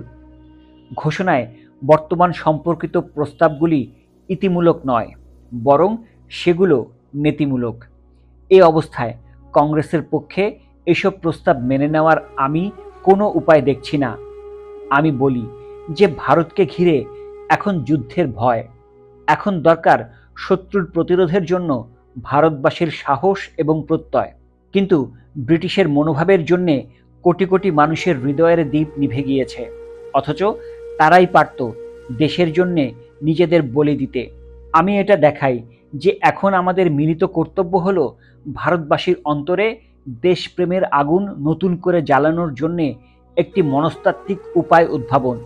কেবল ভবিষ্যতের জন্যে প্রতিশ্রুতি তুলে ধরা এটা হওয়ার নয়, বরং দেশের লোককে বুঝতে দিতে হবে যে আজ তাদের আপন দেশে তারা স্বাধীন এবং নিজেদের স্বাধীনতা ও নিজেদের দেশ তাদের রক্ষা করতে হবে। আমার চিঠিতে আমি এটাও চোখে আঙুল দিয়ে দেখাই যে এই মুহূর্তে প্রধান দাবি হলো দেশ রক্ষা। যুদ্ধের মধ্যে বেসামরিক প্রশাসনকে দেশ রক্ষার চাহিদার অধীনে আনতেই হবে। তাছাড়া প্রত্যেকটি বেসামরিক দপ্তরে ছড়িয়ে থাকবে প্রতিরক্ষার সমস্যা। প্রতিরক্ষাকে বড়লাট বা সৈন্যাধ্যক্ষ মুঠোর জিনিস করে রাখলে তাতে ভারতকে সমস্ত ক্ষমতা থেকে বঞ্চিত করা হবে। ভারতীয়দের হাতে লোক দেখানোভাবে হস্তান্তরিত ক্ষমতাগুলিও সে তালিকায় থাকবে। আরও একটি বিষয়ও আমি জোর দিই যে সাম্প্রদায়িক সমস্যা সমাধানের গুরুত্ব সম্পর্কে কংগ্রেস যথেষ্ট সজাগ। আমরা বুঝি যে ভারতে রাজনৈতিক সমস্যা বাগে আনতে গেলে কোনো না কোনো পর্যায়ে সাম্প্রদায়িক প্রশ্নের সামনে দাঁড়াতে হবে এবং সেসব সমস্যা মেটাতে হবে। আমি তাকে আশ্বাস দিই যে প্রধান রাজনৈতিক সমস্যাটি মিটিয়ে ফেলতে পারলেই সাম্প্রদায়িক এবং অন্যান্য প্রশ্নের সন্তোষজনক সমাধানের পথ বার করা হবে আমাদের দায়িত্ব। এ বিষয়ে আমার দৃঢ় বিশ্বাস আছে যে রাজনৈতিক প্রশ্নের মীমাংসা হলেই আমরা সাম্প্রদায়িক সমস্যার সন্তোষজনক সমাধানের পথ বার করতে পারব। এরপর আমি দুঃখের সঙ্গে জানাই যে স্যার স্ট্যাফোর্ডের সঙ্গে আমার সাক্ষাৎকারের ফলে প্রাথমিক যে ছবিটা আমার মধ্যে ফুটে সেটা পর্যায়ক্রমে বস্তুগত বিষয়গুলি ধরে ধরে আলোচনায় এগোবার সঙ্গে সঙ্গে ক্রমশ অস্পষ্ট হতে থাকে। 9 এপ্রিল রাত্রে শেষবার তার সঙ্গে আমার দেখা হওয়ার পর ছবিটা সম্পূর্ণ বদলে যায় এবং মীমাংসার সব আশা মিলিয়ে যায়। স্যার স্ট্যাফোর্ড যখন বললেন আমাকে লেখা তার চিঠি তিনি প্রকাশ করতে চান, আমি তার উত্তরে লিখে জানাই যে আমি যদি সমগ্র পত্রালাপ এবং সেই সঙ্গে আমাদের গৃহীত প্রস্তাব কাগজে ছাপানোর জন্য দিই তাহলে সম্ভবত তার আপত্তি হবে না। এ প্রস্তাব সমস্ত আদর্শ ইতিহাসের বইতেও পাওয়া যাবে এবং এখানে তার উদ্ধৃতির প্রয়োজন নেই। ক্রিপস লিখে জানালেন যে তার কোনো আপত্তি নেই এবং সেই মতো 11 এপ্রিল সেসব সংবাদপত্রে প্রকাশার্থে দেওয়া হলো। 1942-এর 11 এপ্রিল আমি একটি সাংবাদিক বৈঠকেরও আয়োজন করলাম। সেখানে বিপুল সংখ্যায় উপস্থিত সাংবাদিকদের কাছে আমি খোলাসা করে বললাম কি কি কারণে শেষ পর্যন্ত আমরা ক্রিপসের প্রস্তাব নাকচ করেছি। প্রস্তাবে এবং পত্রালাপের মধ্যে সেসব রয়েছে বলে বিশদভাবে আমি তার পুনরাবৃত্তি করতে চাই না। বিশেষ করে এই বিষয়ের উপর আমি জোর দিই যে আলাপ আলোচনা এগোবার সঙ্গে সঙ্গে আমরা দেখতে পাই যে স্যার স্ট্যাফোর্ড গোড়ায় যে রঙিন ছবি এঁকেছিলেন আস্তে আস্তে সেটা ফিকে হয়ে গেল। লর্ড ওয়েভেলের সঙ্গে আমার যে সাক্ষাৎকার হয় তাতেও এই অবস্থান্তর ধরা পড়ে। আমাদের মধ্যে আলাপ আলোচনা চলার সময় স্যার স্ট্যাফোর্ড ক্রিপস বারবার এই কথার উপর জোর দেন যে ভারতীয় সদস্যদের হাতে প্রতিরক্ষার বার তুলে দেওয়ার ব্যাপারে কিছু টেকনিক্যাল অসুবিধে আছে। তারই পরামর্শে আমরা জেনারেল ওয়েভেলের সঙ্গে দেখা করি, কেননা এই প্রশ্নের টেকনিক্যাল দিকটা তিনি ঢের ভালোভাবে ব্যাখ্যা করতে পারবেন। কিন্তু আশ্চর্যের ব্যাপার, সৈন্যাধ্যক্ষর সঙ্গে আমাদের সাক্ষাৎকারের কোনো পর্যায়ে টেকনিক্যাল অসুবিধার প্রসঙ্গে একটি কথাও শোনা গেল না। সেখানে অন্যান্য সামরিক অফিসাররাও হাজির ছিলেন। পুরো আলোচনাটাই রাজনীতির ধার ধরে চলল। এক মুহূর্তের জন্যেও আমার মনে হলো না যে আমরা একজন সামরিক বিশেষজ্ঞের সঙ্গে কথা বলছি। সত্যি বলতে কি, লর্ড ওয়েভেল কথা বলে গেলেন একজন পাকা রাজনীতিকের মতো। আলাপ আলোচনায় গান্ধীজির যোগদান বিষয়ে কোনো কোনো সংবাদপত্রে কিছু কিছু জল্পনা কল্পনায় এমন একটা অবস্থা হয় যে সাংবাদিক বৈঠকে সে বিষয়ে পরিষ্কার করে বলার প্রয়োজন আমি অনুভব করি। যে কোনো যুদ্ধে যোগ দেওয়ার ব্যাপারে গান্ধীজির মতামত ছিল সর্বজন বিদিত এবং সেই সব মতামত ওয়ার্কিং কমিটির সিদ্ধান্তকে প্রভাবিত করেছিল বললে তা সম্পূর্ণ অসত্য হবে। গান্ধীজি ওয়ার্কিং কমিটিকে পরিষ্কার করে বলে দেন যে প্রস্তাবাগুলির গুণাগুণ সম্পর্কে সম্পূর্ণ স্বাধীনভাবে যেন আমরা নিজেদের সিদ্ধান্ত নিই। তিনি এমনকি গোড়ার দিকের বৈঠকগুলিতেও ওয়ার্কিং কমিটির সভায় যোগ দিতে চাননি। কয়েকটা দিন তিনি যে সভায় থাকতে রাজি হয়েছিলেন সেও কেবল আমারই অনুরোধ উপরোধে। তারপর আর থাকাটা তার সম্ভব বলে মনে হয়নি এবং শত চেষ্টাতেও আমি তাকে রাজি করাতে পারিনি। আমার আগের দিনের বিবৃতির পুনরাবৃত্তি করে আমি এও বলি যে ওয়ার্কিং কমিটির সিদ্ধান্ত প্রতি স্তরেই ছিল সর্ববাদী সম্মত। উপসংহারে আমি বলি যে আমরা সবাই মনে প্রাণে চেয়েও আকাঙ্ক্ষিত লক্ষ্যে যে পৌঁছাতে পারিনি সেটা একটা গভীর পরিতাপের বিষয়, কিন্তু এটা নথিভুক্ত থাকা দরকার যে যাবতীয় আলোচনা বন্ধুত্বপূর্ণ আবহাওয়ায় হয়। যদিও মাঝে মাঝে বিরাট মতপার্থক্যের দরুন তুমুল বাতানুবাদ হয়েছে, স্যার স্ট্যাফোর্ড এবং আমরা শেষ পর্যন্ত বন্ধুভাবেই পরস্পরের কাছ থেকে বিদায় নিই এবং আমাদের কথাবার্তায় শেষ পর্যন্ত হৃদ্যভাব বজায় ছিল। কংগ্রেসের দিক থেকে এইভাবে ক্রিপসের মিশন অবসান হলো, তাই বলে জওহরলাল আর রাজা গোপালাচারীর দিক থেকে নয়। ভারতের স্বাধীনতা সংগ্রামের ইতিবৃত্তের পরবর্তী পর্বে যাওয়ার আগে এই সব ঘটনায় তাদের প্রতিক্রিয়া সম্বন্ধে বিশেষ একটু উল্লেখ করতে চাই। ক্রিপস চলে যাওয়ার প্রায় পরপরই নিউজ ক্রনিকল এর প্রতিনিধিকে জওহরলাল একটি সাক্ষাৎকার দেন। তাতে মনে হয় সাক্ষাৎকারের পুরো সুর আর মনোভাবে কংগ্রেস আর ব্রিটিশের মতপার্থক্যকে যার পর নাই কমিয়ে দেখানো হয়েছে। তিনি বলার চেষ্টা করেছেন যে কংগ্রেস ক্রিপস প্রস্তাব প্রত্যাখ্যান করলেও ব্রিটিশকে সাহায্য করতে ভারত ইচ্ছুক এবং ব্রিটিশ সরকার যে নীতি নিয়েছে একমাত্র তার জন্যই ভারত পুরোপুরি সমর্থন করতে পারছে না।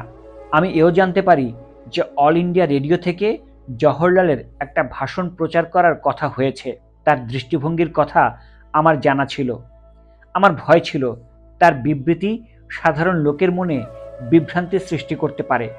জওহরলাল ইতিমধ্যে এলাহাবাদ রওনা হয়ে গেছেন এবং কলকাতায় ফিরে যাওয়ার জন্যে আমিও তৈরি। ঠিক করলাম ফেরার পথে নেমে তার সঙ্গে আরও কথা বলে নেব। সেই মতো জওহরলালের সঙ্গে দেখা করে আমি পরিষ্কার বললাম যে ওয়ার্কিং কমিটি প্রস্তাব পাশ করে ফেলেছে। এই অবস্থায় তিনি যেন খুব বুঝে শুনে কথাবার্তা বলেন। তার দেওয়া বিবৃতি থেকে যদি এমন মনে হয় যে কংগ্রেস যুদ্ধ প্রচেষ্টার বিরোধিতা করবে না, তাহলে কংগ্রেস প্রস্তাবের গোটা উদ্দেশ্যটাই মাঠে মারা যাবে। কংগ্রেস এটাই বলেছে যে ব্রিটেনকে সাহায্য করতে কংগ্রেস রাজি, কিন্তু একমাত্র তা করা যায় দেশ স্বাধীন হলে। আমি বিশ্বাস করি তারও এই মনোভাব। সুতরাং তার কোনো কথা থেকে যদি এটা মনে হয় যে ব্রিটিশদের যে মনোভাবই থাক ভারত যুদ্ধ প্রচেষ্টায় সাহায্য করতে ইচ্ছুক, তাহলে কংগ্রেসের প্রস্তাব গ্রহণের কোনোই মানে থাকবে না। এই কারণে আমি তাকে অনুরোধ করলাম কোনো রকম বিবৃতি দেওয়া থেকে তিনি যেন বিরত থাকেন। গোড়ায় তিনি তর্ক করলেও শেষে তিনি বুঝতে পারলেন আমি কি বলতে চাইছি। কাজেই যখন তিনি জানিয়ে দিলেন তিনি আদৌ কোনো বিবৃতি দেবেন না এবং প্রতিশ্রুত বেতার ভাষণটি বাতিল করে দেবেন, তখন আমার কি যে আনন্দ হলো বলার নয়। এটা আমি একেবারে অকপটে বলতে চাই যে জওহরলালের দৃষ্টিভঙ্গির পেছনে কারণটা এ নয় যে ভারতের স্বাধীনতার প্রশ্নে তার কোনো দ্বিধাদ্বন্দ্ব ছিল। তার দৃষ্টিভঙ্গি ছিল আন্তর্জাতিক পরিস্থিতি সম্পর্কে তার উপলব্ধির স্বাভাবিক পরিণাম। তিনি গোড়া থেকেই ছিলেন কট্টর ফ্যাসিস্ট বিরোধী। চীন সফর এবং চিয়াংকাই শেকের সঙ্গে আলোচনা ফ্যাসিজমের প্রতি তার বিরূপতা আরও বাড়িয়ে দিয়েছিল। জাপানের বিরুদ্ধে চীনের সংগ্রাম তার মনে এত বেশি রেখাপাত করেছিল যে তিনি অনুভব করেছিলেন যে কোনো মূল্যেই হোক গণতান্ত্রিক দেশগুলোর পাশে দাঁড়িয়ে ভারত যে লড়ছে না, এটা প্রকৃতই তার মর্মপীড়া এবং মনোবেদনার কারণ হয়েছিল। এও উল্লেখ করা যেতে পারে যে অধিকাংশ ভারতীয়ের চেয়ে জওহরলাল আন্তর্জাতিক চিন্তাভাবনায় বরাবর ঢের বেশি বিচলিত হতেন। জাতীয় মনোভাবের বদলে সব প্রশ্নকেই তিনি আন্তর্জাতিক দৃষ্টিভঙ্গিতে দেখতেন। আন্তর্জাতিক প্রশ্ন নিয়ে তার মতন আমিও ভাবিত হতাম, কিন্তু আমার কাছে ভারতের স্বাধীনতার প্রশ্নটি ছিল সব কিছুর ওপরে। আমি বুঝেছিলাম গণতন্ত্র অপেক্ষাকৃত কম অমঙ্গলের, কিন্তু আমি এটা ভুলতে পারলাম না যে ভারতের ক্ষেত্রে গণতান্ত্রিক নীতি প্রযুক্ত না হলে গণতন্ত্রের সব বড় বড় কথাই ফাঁকা আর কপট বলে মনে হবে। প্রথম বিশ্বযুদ্ধের পরবর্তী ঘটনাপ্রবাহের কথাও আমি মনে করতাম।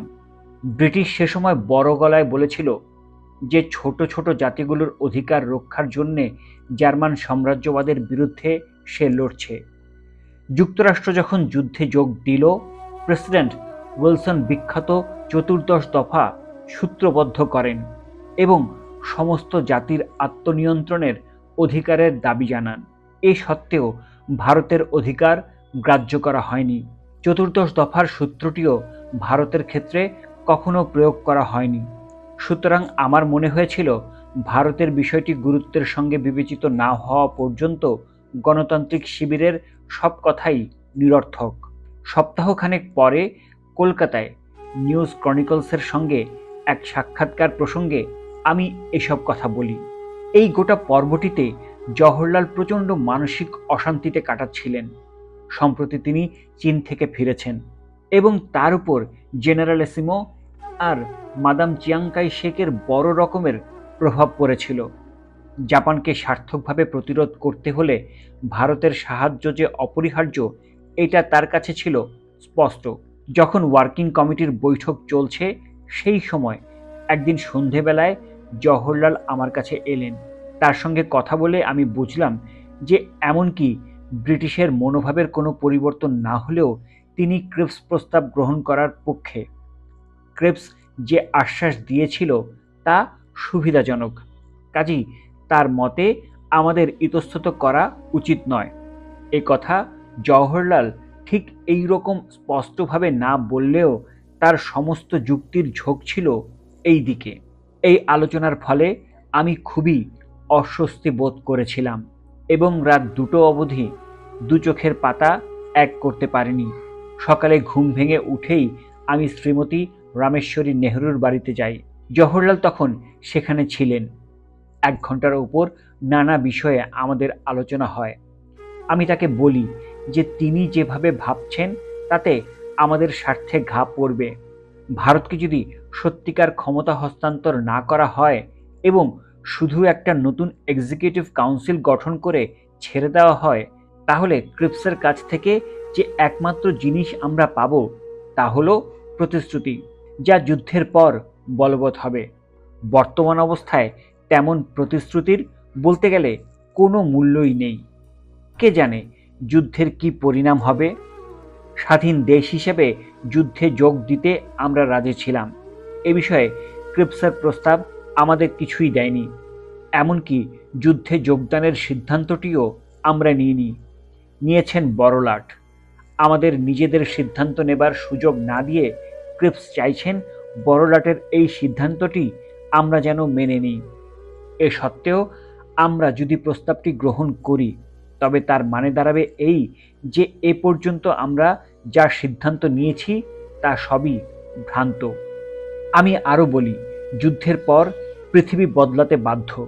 বিশ্বের রাজনৈতিক পরিস্থিতি সম্পর্কে সজাগ কোনো মানুষেরই এই ব্যাপারে সন্দেহ থাকতে পারে না যে ভারত স্বাধীন হবে। সুতরাং ক্রিপসের প্রস্তাবে প্রকৃতপক্ষে আমরা কিছুই পাচ্ছি না। এই প্রস্তাব গ্রহণ করলে পরে আমরা হয়তো পস্তাবো।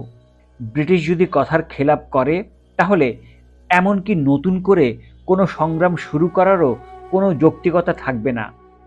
যুদ্ধের ফলে ভারত স্বাধীনতা অর্জনের একটা সুযোগ পাবে। নিছক প্রতিশ্রুতির উপর ভর করে সে সুযোগ ছাড়া আমাদের উচিত হবে না। চারিদিকের ঘটনায় জওহরলাল খুব মুষড়ে পড়েছিলেন। বোঝা যাচ্ছিল নিজের জায়গায় শক্ত হয়ে তিনি দাঁড়াতে পারছিলেন না। মনের দ্বিধা দ্বন্দ্বে তিনি অসহায় বোধ করছিলেন। কিছুক্ষণ চুপ করে থাকার পর তিনি বললেন, কোনো সময়ই আমি আর ব্যক্তিগত পছন্দ অনুযায়ী কোনো সিদ্ধান্তে পৌঁছতে চাই না। এই বিষয়ে আপনি মনে আদৌ কোনো সন্দেহ রাখবেন না। আমার সহযোগীদের সিদ্ধান্তই হবে আমার সিদ্ধান্ত। জওহরলালের স্বভাব হলো, তার যখন কোনো মানসিক চাপ থাকে তখন এমনকি ঘুমিয়ে ঘুমিয়েও তিনি কথা বলেন। দিনের বেলায় আবিষ্ট অবস্থাগুলো স্বপ্ন হয়ে তার কাছে দেখা দেয়। আমি চলে আসার সময় শ্রীমতী রামেশ্বরী নেহরু আমাকে বললেন, গত দুরাত নেহরু ঘুমন্ত অবস্থায় কথা বলেছেন। তিনি বিতর্ক করে চলেছেন এবং কখনো বিড়বিড় করে, কখনো বা উঁচু গলায় কথা বলেছেন। তিনি শুনেছেন ক্রিপসের নাম, কখনো গান্ধীজির উল্লেখ, কখনো বা আমার নাম। জওহরলালের মনের উপর দিয়ে যে কতখানি ধকল যাচ্ছিল এ থেকেও তা প্রমাণ হয়। শ্রী রাজাগোপালাচারী হলেন দ্বিতীয় ব্যক্তি যাকে এই আলাপ আলোচনা প্রচণ্ডভাবে নাড়া দিয়েছিল। দেশের সাম্প্রদায়িক পরিস্থিতির ক্রমাবনতিতে তিনি কিছুকাল খুবই বিচলিত হয়ে পড়েছিলেন। তার ধারণায় কংগ্রেস আর লীগের অবনিমনার জন্যে ভারতের স্বাধীনতা আটকে আছে। আমি বিষয়টিকে এইভাবে দেখেছি যে যুদ্ধ চলাকালে ব্রিটিশ কোনো ঝুঁকি নিতে চায় না এবং ক্ষমতা আঁকড়ে থাকার জন্যে সাম্প্রদায়িক বৈষম্যকে তারা কেবল একটা অজুহাত হিসেবে নিয়েছে। রাজা গোপালাচারী তাতে সায় দেয়নি এবং ক্রিপসের প্রস্তাব নাকচ হওয়ার পর কিছুদিনের মধ্যেই তিনি প্রকাশ্যে বলতে লাগলেন যে কংগ্রেস যদি লীগের দাবি দাওয়া মেনে নেয় তাহলেই ভারতের স্বাধীনতার পথে আর কোনো কাঁটা থাকে না। সাধারণভাবে এই মত প্রকাশ করেই তিনি ক্ষান্ত হলেন না। মাদ্রাজ কংগ্রেস বিধায়ক সভায় তিনি এমন একটি প্রস্তাব আনার ব্যবস্থা করলেন যা প্রকৃতপক্ষে কংগ্রেসের মতের বিরুদ্ধে যায়।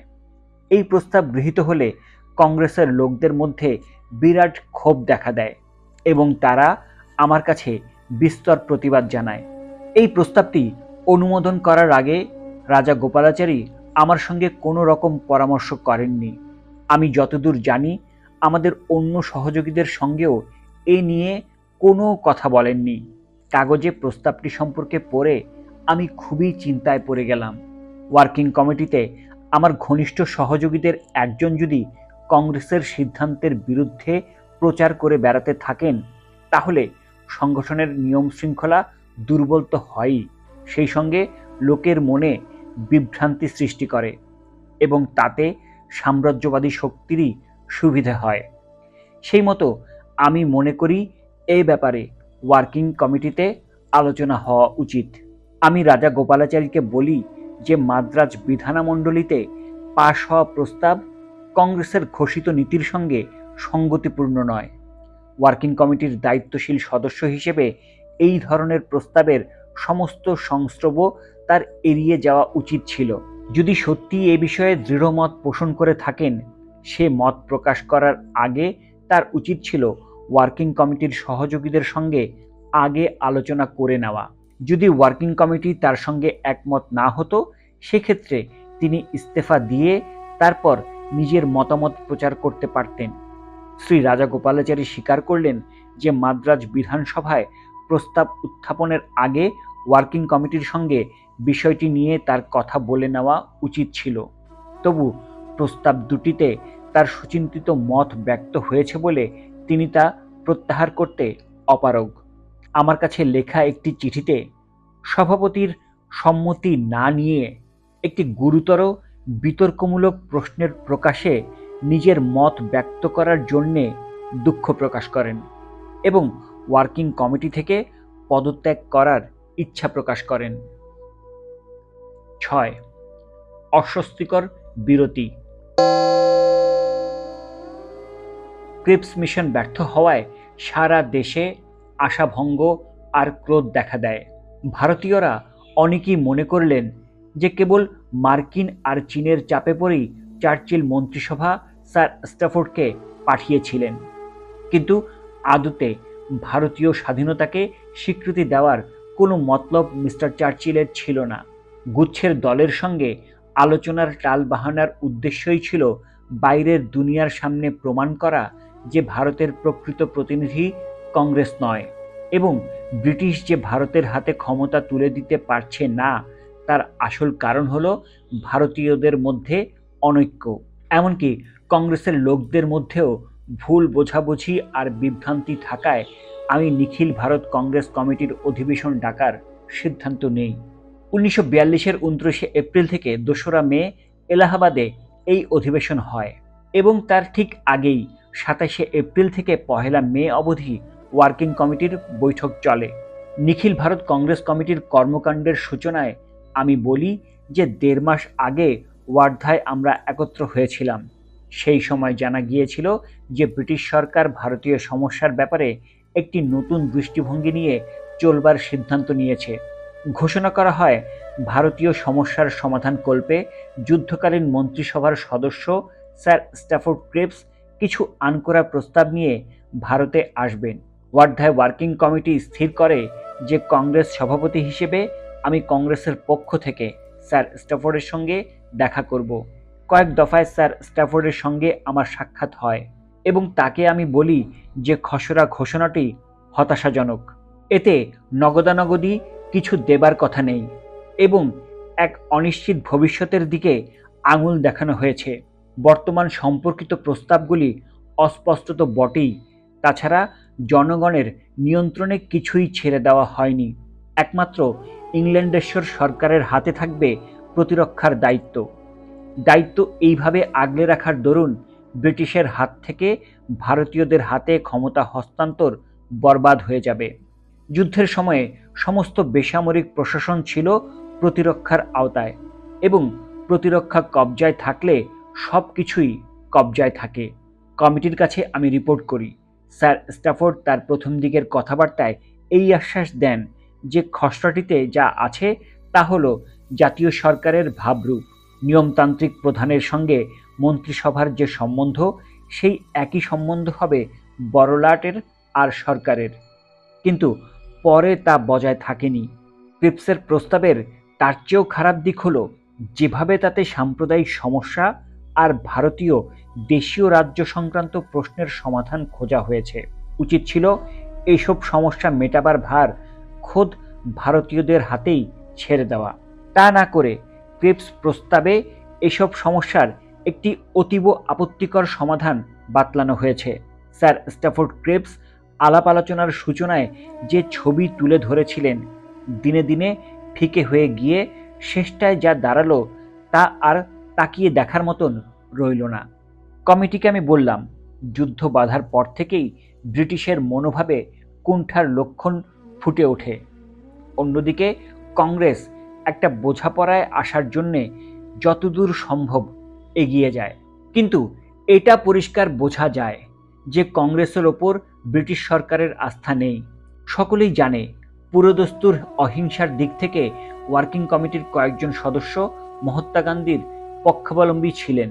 তবে আনন্দের সঙ্গে এই কথা বলতে পারি যে 2 সপ্তাহ ব্যাপী দিল্লিতে সলা পরামর্শ চলাকালে কখনোই এসব সদস্য তাদের দৃষ্টিভঙ্গি নিয়ে কোনো রকম পীড়াপিড়ি করেননি এবং তারা দেশ রক্ষার দৃষ্টিকোণ থেকেই প্রত্যেকটি প্রস্তাবের বিবেচনা করেছিলেন। তারা স্পষ্ট বলেন যে আলাপ আলোচনার ফলে যদি কোনো জাতীয় সরকার গঠিত হয় তাহলে অহিংসায় দৃঢ় বিশ্বাসের সঙ্গে সঙ্গতি রেখেই তারা এই সরকারকে সর্বতোভাবে সাহায্য করবেন। আমি প্রকাশ্যভাবে আমার সহযোগীদের দেশপ্রেম ও আনুগত্যের প্রশংসা করি এবং আমাদের কমিটিকে জানিয়ে দিই যে আমাদের সমস্ত সিদ্ধান্তই সর্ববাদী সম্মত হয়।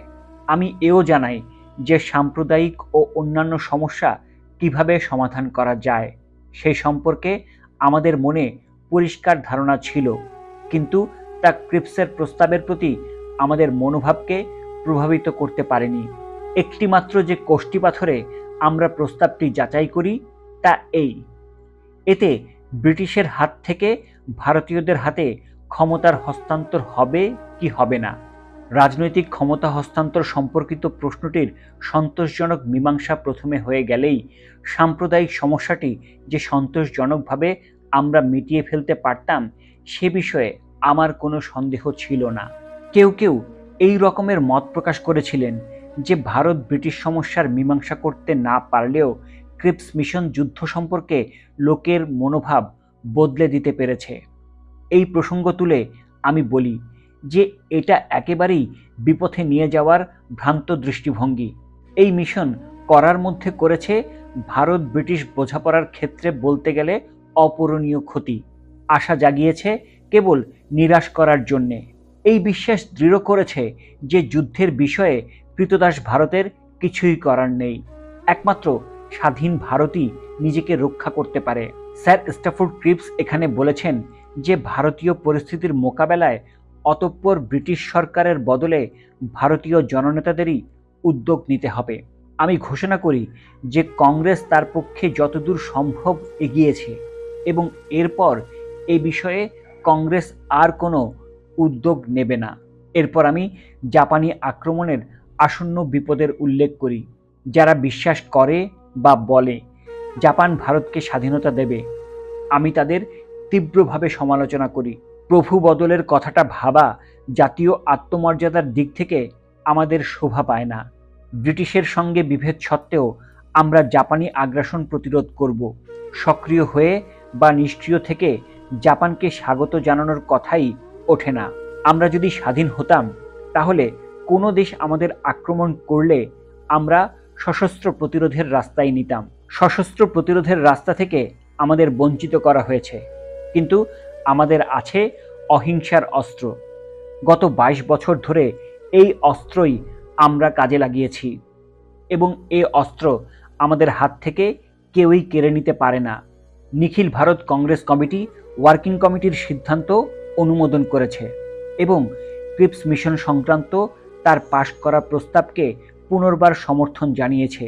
সেই সঙ্গে ভারতীয় স্বাধীনতার সংগ্রাম চালিয়ে যাওয়ার ব্যাপারে প্রয়োজন মতো ব্যবস্থা নেবার অধিকারও ওয়ার্কিং কমিটিকে দেওয়া হয়েছে।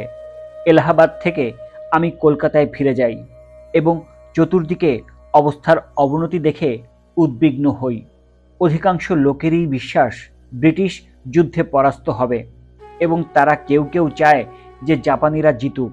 ব্রিটিশের বিরুদ্ধে তাদের বিরাগ কখনো কখনো এমন তীব্র আকার ধারণ করে যে জাপান ভারত জয় করলে কি পরিণতি হবে সেটা তারা ভেবে দেখে না। ক্রিপস চলে যাবার পর গান্ধীজির মনোভাবেও বিশেষ একটা পরিবর্তন লক্ষ্য করলাম। যুদ্ধের মধ্যে কোনো রকম আন্দোলন করার ব্যাপারে গোড়ার দিকে তিনি কী রকম বিরুদ্ধে ছিলেন সে কথা আগেই বলেছি।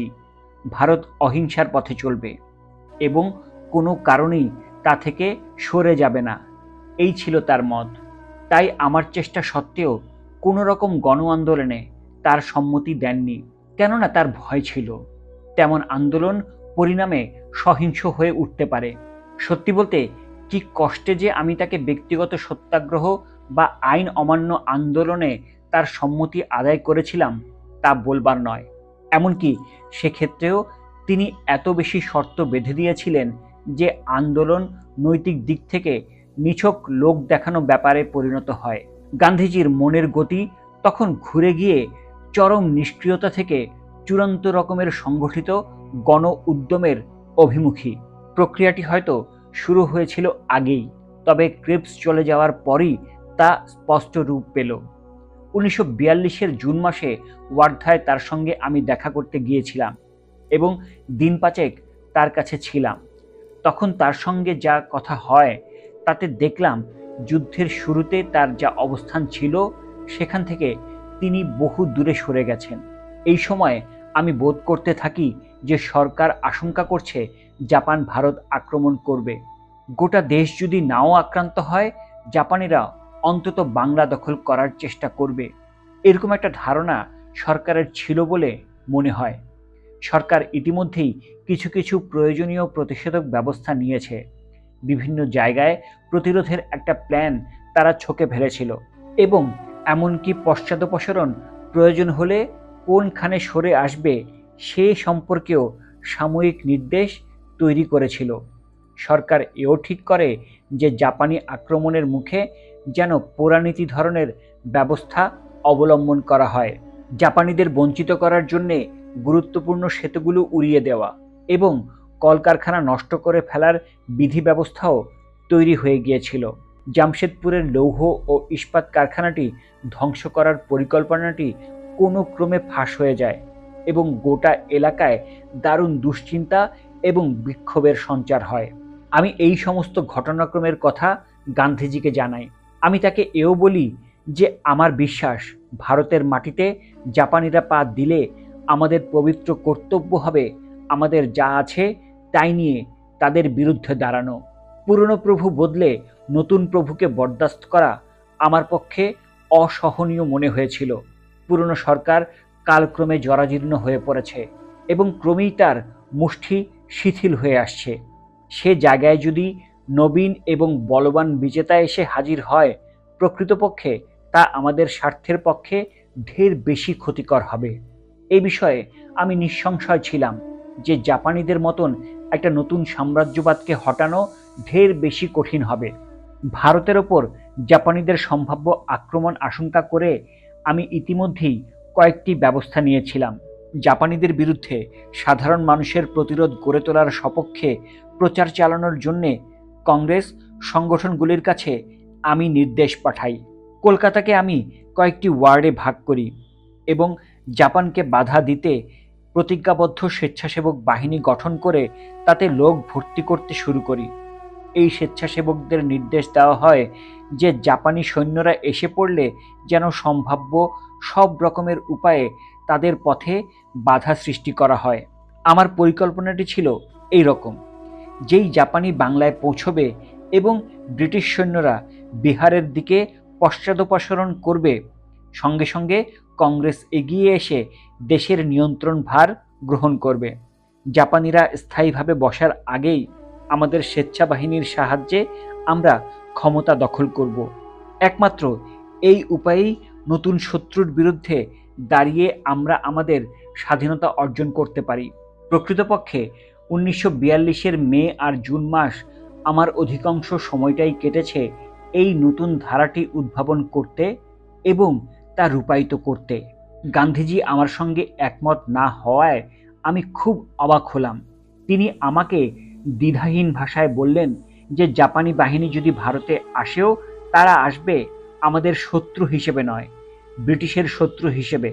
ব্রিটিশরা স্থান ত্যাগ করলে জাপানিরা ভারত আক্রমণ করবে না। এই ছিল তার মত।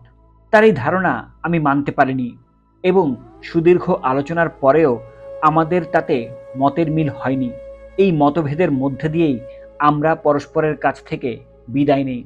জুলাইয়ের প্রথম সপ্তাহে ওয়ার্ধায় ওয়ার্কিং কমিটির একটি সভা হয়। 5 জুলাই আমি ওয়ার্ধায় পৌঁছাই এবং গান্ধীজি এই প্রথম আমাকে ভারত ছাড় আন্দোলনের কথা বললেন। এই নতুন ভাবনার সঙ্গে আমি সহজে নিজের মনকে মানিয়ে নিতে পারিনি। আমার মনে হয়েছিল আমরা এক নিদারুণ উভয় সংকটে পড়েছি, আমাদের অনুভূতি মিত্রশক্তির দিকে, কিন্তু ব্রিটিশ সরকার এমন এক মনোভাব নিয়েছে যাতে তাদের সঙ্গে আমাদের সহযোগিতা করা অসম্ভব হয়ে পড়েছে। একমাত্র স্বাধীন দেশ হিসেবে আমরা ব্রিটিশের পক্ষ নিতে পারি, কিন্তু ব্রিটিশ চাইছে আমরা যেন নিছক তাদের শিবিরের হই। অন্যদিকে বর্মা দখল করে নিয়ে জাপানিরা আসামের দিকে এগোচ্ছে। আমি মনে করেছিলাম জাপানিদের আশকারা দিতে পারে এমন কোনো কথা বা কাজ থেকে আমাদের বিরত থাকা উচিত।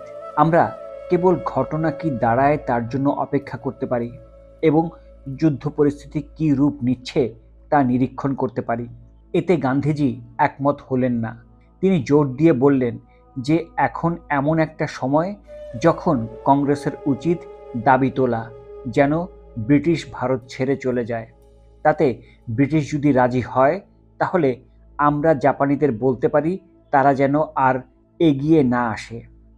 এ সত্ত্বেও যদি তারা অগ্রসর হয় তাহলে সেটা হবে ভারতের বিরুদ্ধে আক্রমণ এবং ব্রিটিশের বিরুদ্ধে নয়। এমন অবস্থা যদি দাঁড়ায় তাহলে আমাদের সর্বশক্তিতে জাপানকে রুখতে হবে। আমি আগেই বলেছি, যখন যুদ্ধ বাধে তখন আমি ব্রিটিশের বিরুদ্ধে সংঘবদ্ধভাবে দাঁড়ানোর পক্ষে ছিলাম। গান্ধীজি তখন আমার মতে সায় দেননি। এখন তিনি তার মত বদলানোয় আমি এক অদ্ভুত অবস্থায় পড়লাম। আমি বিশ্বাস করতে পারছিলাম না যে ভারতীয় সীমান্তে যখন শত্রুপক্ষ দাঁড়িয়ে ব্রিটিশ সে সময় সংঘবদ্ধ কোনো আন্দোলন সহ্য করবে।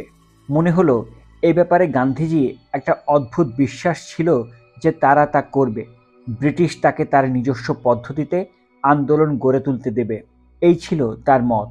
সংগ্রামের কর্মসূচি ঠিক কী হবে তা বলার জন্যে যখন আমি তাকে চেপে ধরলাম, দেখা গেল তার কাছে সেটা স্পষ্ট নয়। আলোচনার সময় তিনি শুধু এই কথাই বললেন যে অন্যান্য বারের মতন এবার আর লোকে স্বেচ্ছায় কারাবরণ করবে না, গ্রেফতারে তারা বাধা দেবে। একমাত্র শারীরিকভাবে বাধ্য করলে তবেই তারা সরকারের কাছে আত্মসমর্পণ করবে। জাপানি প্রতিশ্রুতি সম্পর্কে আমার ঘোর অবিশ্বাস ছিল এবং জাপানিদের মুখের কথায় আমরা কোনো আস্থা রাখতে পারি না, এই ছিল আমার মত। ব্রিটিশকে সরে যেতে দেখলে তারা তাদের বিজয় অভিযান থামিয়ে দেবে, এটা আমার কাছে অসম্ভব মনে হয়েছিল। আমার মনে হয়েছিল ব্রিটিশকে সরে যেতে দেখে তারা বরং ভারত অভিযানে আরও উৎসাহী হতে পারে। ব্রিটিশের পশ্চাদপসরণকে ভারত দখলের পরম সুযোগ বলে তারা কি মনে করবে না? এই সব প্রশ্নের কোনো দ্বিধাহীন উত্তর আমি দিতে পারিনি, এবং সেই কারণেই গান্ধীজির কর্মধারা গ্রহণ করতে আমি ইতস্তত করেছি। ওয়ার্কিং কমিটির আলোচনার সূত্রপাতেই আমি বিশদভাবে এই সব বিষয়ে খোলাসা করে বলি। ওয়ার্কিং কমিটির সদস্যদের মধ্যে একমাত্র জওহরলাল আমাকে সমর্থন করেন। অন্যান্য সদস্যরা গান্ধীজির মতের বিরোধিতা করতে পারেন না, এমনকি পুরোপুরি তার কথা না মানতে পারলেও। আমার এই অভিজ্ঞতা এই প্রথম নয়। জওহরলাল প্রায়শই আমার মত সমর্থন করতেন।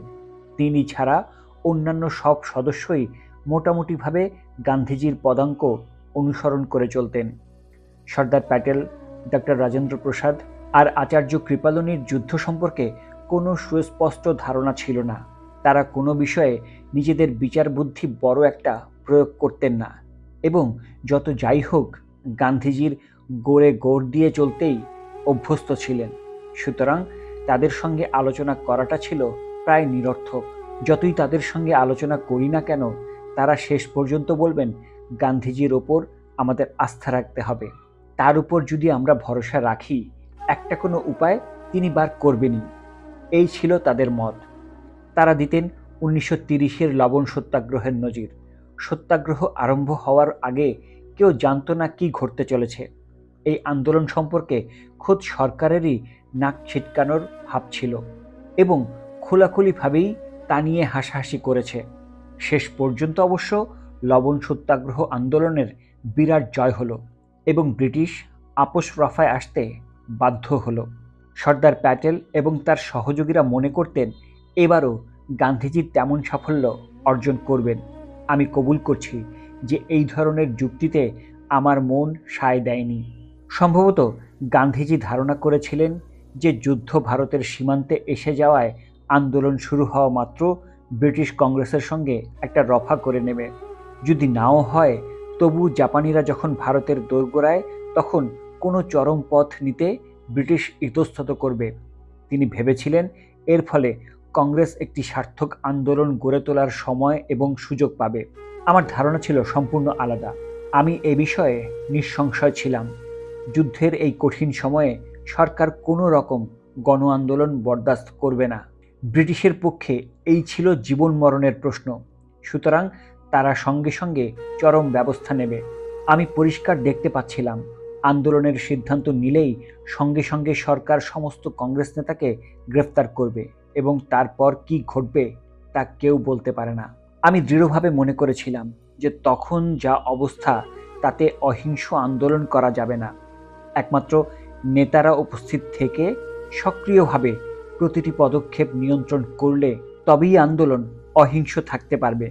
কিন্তু এই বিষয়ে আমার সন্দেহ ছিল না যে আন্দোলনের কথা হওয়া মাত্র নেতাদের গ্রেফতার করা হবে। আন্দোলন অবশ্যই হতে পারে যদি কংগ্রেস অহিংসা বর্জন করার সিদ্ধান্ত নেন। নেতৃত্বহীন হয়েও লোকে যোগাযোগ ব্যবস্থা ব্যাহত করতে, গুদাম আর আড়তে আগুন লাগিয়ে এবং আরও নানা উপায়ে যুদ্ধ প্রচেষ্টায় অন্তর্ঘাত ঘটাতে পারে। আমি এও ধারণা করেছিলাম যে এরকম একটি সর্বাত্মক অভ্যুত্থান চলা অবস্থা সৃষ্টি করতে পারে এবং তার ফলে ব্রিটিশ রফায় আসতে বাধ্য হতে পারে। তবে এর মধ্যে বিরাট ঝুঁকি ছিল, কিন্তু আমি মনে করেছিলাম যে সেই ঝুঁকি যদি নিতে হয় তবে তা খোলা চোখে নিতে হবে। অপরপক্ষে আমি ভেবেই পাচ্ছিলাম না যে যুদ্ধের অবস্থায় গান্ধীজির ধারণা অনুযায়ী অহিংস আন্দোলন কিভাবে শুরু করা বা জারি রাখা সম্ভব হবে। 5ই জুলাই আমাদের আলোচনা শুরু হয় এবং কয়েকদিন ধরে চলে। এর আগেও গান্ধীজির সঙ্গে কয়েকটি বিষয়ে মতপার্থক্য হয়েছে, কিন্তু এমন 16 আনা পার্থক্য কখনোই হয়নি। ব্যাপারটা চূড়ান্ত আকার নিল যখন তিনি এই মর্মে আমাকে চিঠি পাঠালেন যে তার সঙ্গে আমার মতের এতই অমিল যে আমাদের একসঙ্গে কাজ করা সম্ভব নয়। কংগ্রেস যদি গান্ধীজির নেতৃত্বে আন্দোলন চায়, তাহলে আমাকে সভাপতিত্ব থেকে ইস্তফা দিতে হবে এবং ওয়ার্কিং কমিটি থেকেও সরে যেতে হবে। তিনি বললেন জওহরলালকেও একই জিনিস করতে হবে। পত্রপাঠ জওহরলালকে ডেকে পাঠিয়ে গান্ধীজির চিঠিটি দেখলাম। সেই সময় সর্দার প্যাটেলও এসে পড়েছিলেন এবং চিঠিটা পড়ে তিনি হতচকিয়ে গেলেন। সঙ্গে সঙ্গে তিনি গান্ধীজির কাছে গিয়ে তার কাজের তীব্র প্রতিবাদ জানালেন। প্যাটেল বললেন যে আমি সভাপতিত্বে ইস্তফা দিলে এবং জওহরলাল আর আমরা দুজনেই ওয়ার্কিং কমিটি ছেড়ে গেলে সারা দেশে তার সর্বনাশা প্রতিক্রিয়া দেখা দেবে। লোকে তার ফলে শুধু বিভ্রান্তই হবে না, কংগ্রেসের ভিত্তি টলে উঠবে। 7 জুলাই ভোরের দিকে গান্ধীজি আমাকে চিঠি পাঠিয়েছিলেন। দুপুর নাগাদ আমাকে ডেকে পাঠালেন। তিনি একটা লম্বা বক্তৃতা দিলেন, যার মোদ্দা কথা হলো যে তাড়াহুড়া করে সকালে তিনি চিঠিটা লিখেছিলেন। বিষয়টি নিয়ে এখন আরও ভাবনা চিন্তা করার পর চিঠিটা তিনি প্রত্যাহার করে নিতে চান। আমি তার অনুরোধ এড়াতে পারলাম না। বিকেল 3টে ওয়ার্কিং কমিটির মিটিংয়ের শুরুতে গান্ধীজি বললেন, অনুতপ্ত পাপী মাওলানার সামনে হাজির। প্রস্তাবিত আন্দোলনের নানা দিক নিয়ে খুব বিস্তারিতভাবে আমরা আলোচনা শুরু করলাম। গান্ধীজি স্পষ্টভাবে জানালেন যে কংগ্রেসের অন্যান্য আন্দোলনের মতো এটিরও ভিত্তি হবে অহিংসা। অবশ্য সহিংস ছাড়া অন্য কোনো পন্থা অবলম্বন করা যাবে। আলোচনার সূত্রে জওহরলাল বললেন যে গান্ধীজির যা মত প্রকৃতপক্ষে তা হলো প্রকাশ্য বিদ্রোহ, এমনকি যদি তা অহিংস বিদ্রোহ হয়। কথাটা গান্ধীজির পছন্দ হয় এবং বেশ কয়েকবার তিনি প্রকাশ্যে অহিংস বিপ্লবের কথা বললেন। 1942-এর 14 জুলাই ওয়ার্কিং কমিটি যে প্রস্তাব পাশ করে তার অর্থ দাঁড়ায় যে ব্রিটিশের সঙ্গে আলাপ আলোচনার প্রকৃতপক্ষে আর সম্ভাবনা নেই। যদিও গান্ধীজি তখন ঠিক এই উপলব্ধি করতে পারেননি। ভারত ছাড় প্রস্তাবের প্রথম খসড়া হিসেবে তা ভারতের ইতিহাসের অঙ্গীভূত হয়ে আছে বলে আমি তা আর উদ্ধৃত করছি না। এই সঙ্গে শেষ হলো মাওলানা আবুল কালাম আজাদ রচিত ভারত স্বাধীন হলো বইটির 3য় খণ্ড। এই পর্বে আমরা পাঠ করেছি ক্রেবস মিশন ও অস্বস্তিকর বিরতি। খুব শীঘ্রই দেখা হচ্ছে আমাদের পরবর্তী পর্বটি নিয়ে। আমাদের সাথে থাকার জন্য আপনাদেরকে অশেষ ধন্যবাদ।